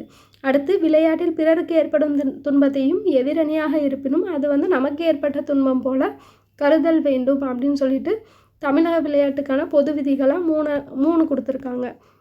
அடுத்து பிள்ளைத்தமிழ் நூலில் குழந்தைகளுக்கான 10 பருவங்களையும் கூறுறதா சொல்லியிருக்காங்க. இதில் முதல் 7 பருவங்கள் ஆண்பால் மற்றும் பெண்பால் பிள்ளைத்தமிழுக்கு பொதுவானவையாகவும், இறுதி 3 பருவங்கள் விளையாட்டுகள் பற்றி கூறுறதாகவும் சொல்லியிருக்காங்க. இதில் ஆண்கள் விளையாடும் விளையாட்டாக சிற்றில் சிறுபறை சிறுதேர்னும், பெண்கள் விளையாடும் விளையாட்டு கலங்கு அம்மானை ஊசல்னும் குறிப்பிடுறாங்க. இதில் சிற்றில்ங்கிறது சிறார்கள் சிறு வீடு கட்டி விளையாடுறத சிற்றில்னும், சிறு பறை அப்படிங்கிறது தெருவில் பறையடித்து விளையாடுறத சிறு பறையினும், சிறு தேர் அப்படிங்கிறது சிறு தேர் செய்து விளையாடுறத சிறு தேர்னும் குறிப்பிடுறாங்க. அடுத்து பெண்கள் விளையாடும் விளையாட்டுன்னு பார்த்தோம் அப்படின்னா கலங்கு ஊசல் அம்மானை. கலங்குங்கிறது அம்மானைங்கிறது சிறுமிகள் வட்டமாக அமர்ந்து பாடல் பாடி விளையாடுவது அம்மானை. கலங்குங்கிறது சிறுமிகள் கல் வைத்து விளையாடும் விளையாட்டு. ஊசல்ங்கிறது சிறுமிகள் பாடல் பாடிக்கொண்டு ஊஞ்சலில் ஆடுவது ஊசல்னு சொல்கிறாங்க. தமிழக நாட்டுப்புற விளையாட்டு 2 வகைகளாக பிரிக்கிறாங்க. ஆண்கள் விளையாட்டு, பெண்கள் விளையாட்டு. இதில் ஆண்கள் விளையாட்டு தான் வீர விளையாட்டாக உள்ளதாக சொல்லியிருக்காங்க. வீர விளையாட்டுகள்னு எடுத்துக்கிட்டோம் அப்படின்னா விளையாட்டு உவகை சுவையில் ஒன்றாக தொல்காப்பியர் கூறுறதா சொல்லியிருக்காங்க. வீர விளையாட்டு உயிரை ஈடாக வைத்து விளையாடுறதா சொல்லியிருக்காங்க. நாட்டுப்புற வீர விளையாட்டு என்னென்னலாம் இருக்குதுன்னு பார்த்தோம் அப்படின்னா ஏறு தழுவல், சிலம்பாட்டம், சடுகுடு, இளவட்டக்கல், உரிமரம் ஏறுதல். இதெல்லாம் நாட்டுப்புற வீர விளையாட்டாக குறிப்பிட்டிருக்காங்க. இதில் 2 வகைகள் இருக்கிறதா சொல்லியிருக்காங்க. ஒன்று முதல் வகை, இன்னொன்று 2ஆம் வகை. முதல் வகைங்கிறது மனிதனுக்கும் விலங்கிற்கும் இடையில் ஏறு தழுவுதல். அதாவது நாட்டுப்புற விளையாட்டுகள், அதாவது வீர விளையாட்டுகளாக 2 வகைகளாக பிரிக்கலாம். ஒன்று முதல் வகை, இன்னொன்று 2ஆம் வகை. முதல் வகைங்கிறது மனிதனுக்கும் விலங்கிற்கும் இடையில் நடக்கக்கூடியது முதல் வகைனும், 2ஆம் வகை மனிதனுக்கும் இடையில் நடக்கக்கூடியது. இப்போ முதல் வகைன்னு பார்த்தோம் அப்படின்னா ஏறு தழுவுதல்னு எடுத்துக்கிட்டோம் அப்படின்னா அந்த மனிதனும் காளையும் தான் அந்த களத்தில் விளையாடுவாங்க. மனிதனுக்கும் விலங்கிற்கும் இடையில் விளையாடுறது. மனிதன் அந்த காளையை அடக்கிறது, இல்லை காளை வெற்றி பெறுறது, இதை பற்றி மனிதனுக்கும் விலங்குக்கும் இடையில் நடக்கக்கூடியது முதல் வகைனும். 2ஆம் வகை பார்த்தோம் அப்படின்னா சிலம்பாட்டம், புலிவேடம், இதெல்லாம் 2மே மனிதர்கள் தான் விளையாடுவாங்க.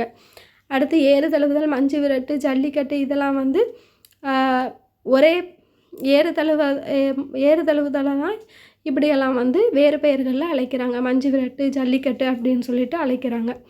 முல்லைக்கலியில் ஏறு தழுவுதல் பற்றிய குறிப்புகள் இருந்ததாக சொல்லியிருக்காங்க. வீரத்தை வெளிப்படுத்தும் விளையாட்டுகளில் முதன்மையானதாக பார்க்கப்படுறது இந்த ஏறு தழுவுதல் தான். காளையின் கொட்டேரி எனும் திமிலை பிடித்து அடக்குவது சங்ககால முறைன்னு சொல்லியிருக்காங்க. கொம்பை பிடித்து முறுக்கி அடக்குவதும் உண்டு அப்படின்னு சொல்லியிருக்காங்க. நாணயங்கள் அடங்கிய பையை காளையின் கொம்பில் வைத்து கட்டிவிடும் புழக்கம் பிற்காலத்தில் தோன்றியதுன்னு சொல்லியிருக்காங்க. நாணயத்தை ஜல்லி என்று கூறுவதால் இவ்விளையாட்டு ஜல்லிக்கட்டு அப்படின்னு பெயர் வந்ததாக சொல்லியிருக்காங்க. வாடிவாசல், திட்டிவாசல் முதலான பகுதிகளை கொண்ட இவ்விளையாட்டு வேலி மஞ்சு விரட்டு, வாடிவாசல் மஞ்சு விரட்டு, வடம் மஞ்சு விரட்டு என வட்டாரத்திற்கு ஏற்றாற்போல் நடத்தப்படுறதா சொல்லியிருக்காங்க. சிறு தெய்வ வழிபாட்டுடன் தொடர்புடையதாகவும் இவ்விளையாட்டை கருதுவதாக சொல்லியிருக்காங்க. அம்மை, வைசூரி போன்ற கொடிய நோய்கள், மழையின்மை முதலிய குறைகள் வந்து நீக்கப்பட்டால் பொங்கல் அன்று ஜல்லிக்கட்டு விடுகிறோம் என்று வேண்டுதல் அடிப்படையில் இந்த ஏறு தழுவுதல் வந்து நடக்கிறதாகவும் சொல்லியிருக்காங்க. இவ்விளையாட்டில் கலந்து கொள்ளும் காடை வந்து ஜல்லி மாடு. இக்காளையை கன்று பருவத்திலிருந்தே சிறு துண்டினை காட்டி பாய்ச்சலுக்கு உர்ரி காட்டுதல் அப்படிங்கிறது பெயர்னு சொல்லியிருக்காங்க. அப்புறம் காளைகளுக்கு அலங்காரம் பண்ணுறதை பற்றி குறிப்பிட்டிருக்காங்க. அப்புறம் சிலம்பாட்டத்தை பற்றி குறிப்பிட்டிருக்காங்க. ஏறு தழுவுதலுக்கு அடுத்து சிலம்பாட்டத்தில் வந்து குமரி மாவட்டத்தில் சிறப்பு பெற்றதுக்காக சொல்லியிருக்காங்க. இதெல்லாம் வந்து நமக்கு தெரிஞ்ச இன்ஃபர்மேஷன்லாம் வந்து குறிப்பிட்டிருக்காங்க. இதில் விளையாட்டு முறைகள் வந்து 2 வகைப்படும். இது வந்து அடிச்சு பிரிவு இல்லைன்னா பூட்டு பிரிவுன்னு சொல்லுவாங்க. ஒன்று அடிச்சு பிரிவு, இன்னொன்று பூட்டு பிரிவு. அடிச்சு பிரிவுங்கிறது ஒருவர் இடம் பார்த்து அடிப்பதும் அப்படியே இன்னொருவர் தடுக்கிறத வந்து அடிச்சு பிரிவுன்னு சொல்லுவாங்க. பூட்டு பிரிவுங்கிறது ஒருவர் கை கொண்டு அடுத்தவரை பூட்டி பிடிப்பதும் அப்பூட்டிலிருந்து பிடிப்பட்டவரை வந்து தம்மை விடுவித்து கொள்வதையும் இந்த 2 வகை இருக்கிறதா சொல்லியிருக்காங்க. அப்புறம் சடுகுடுங்கிறது நம்ம கபடியை தான் வந்து சடுகுடு அப்படின்னு சொல்லுவாங்க. இதுக்கு வந்து பாண்டிய நாட்டில் குட்டினும் சோழ நாட்டில் பளிச்ச பிளான் இல்லைன்னா பலின் சடுகுடுன்னு சொல்கிறதா சொல்லியிருக்காங்க. அவ்வளோதான். இது வந்து கபடியை தான் சொல்லியிருக்காங்கன்னு தெரியும்.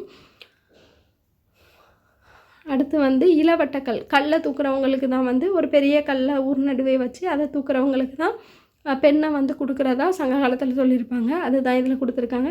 அடுத்து உரிமரம் ஏறுதல். ஒரு பட்டை உரிக்கப்பட்ட மரத்தில் வந்து ஏறுறதா சொல்லுவாங்க. அது வந்து ரொம்ப வழுக்கிற மாதிரி வலுவழுப்பாக அதில் நிறைய பொருட்களெல்லாம் வந்து தடவி இருப்பாங்க.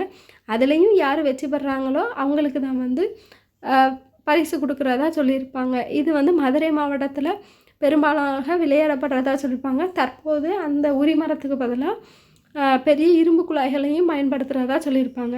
அப்புறம் அறிவு கூர்மையை வெளிப்படுத்தும் வீர விளையாட்டுகள் வந்து கட்ட விளையாட்டு, 15ஆம் புலி, நட்சத்திர விளையாட்டு, திரிக்குத்து, பொம்மை சீட்டு, 3 கட்டை, பானை உடைத்தல், உரிப்பானை விளையாட்டு இதெல்லாம் வந்து அறிவு கூர்மையை வெளிப்படுத்தும் வீர விளையாட்டுகளாக பார்க்கப்படுது.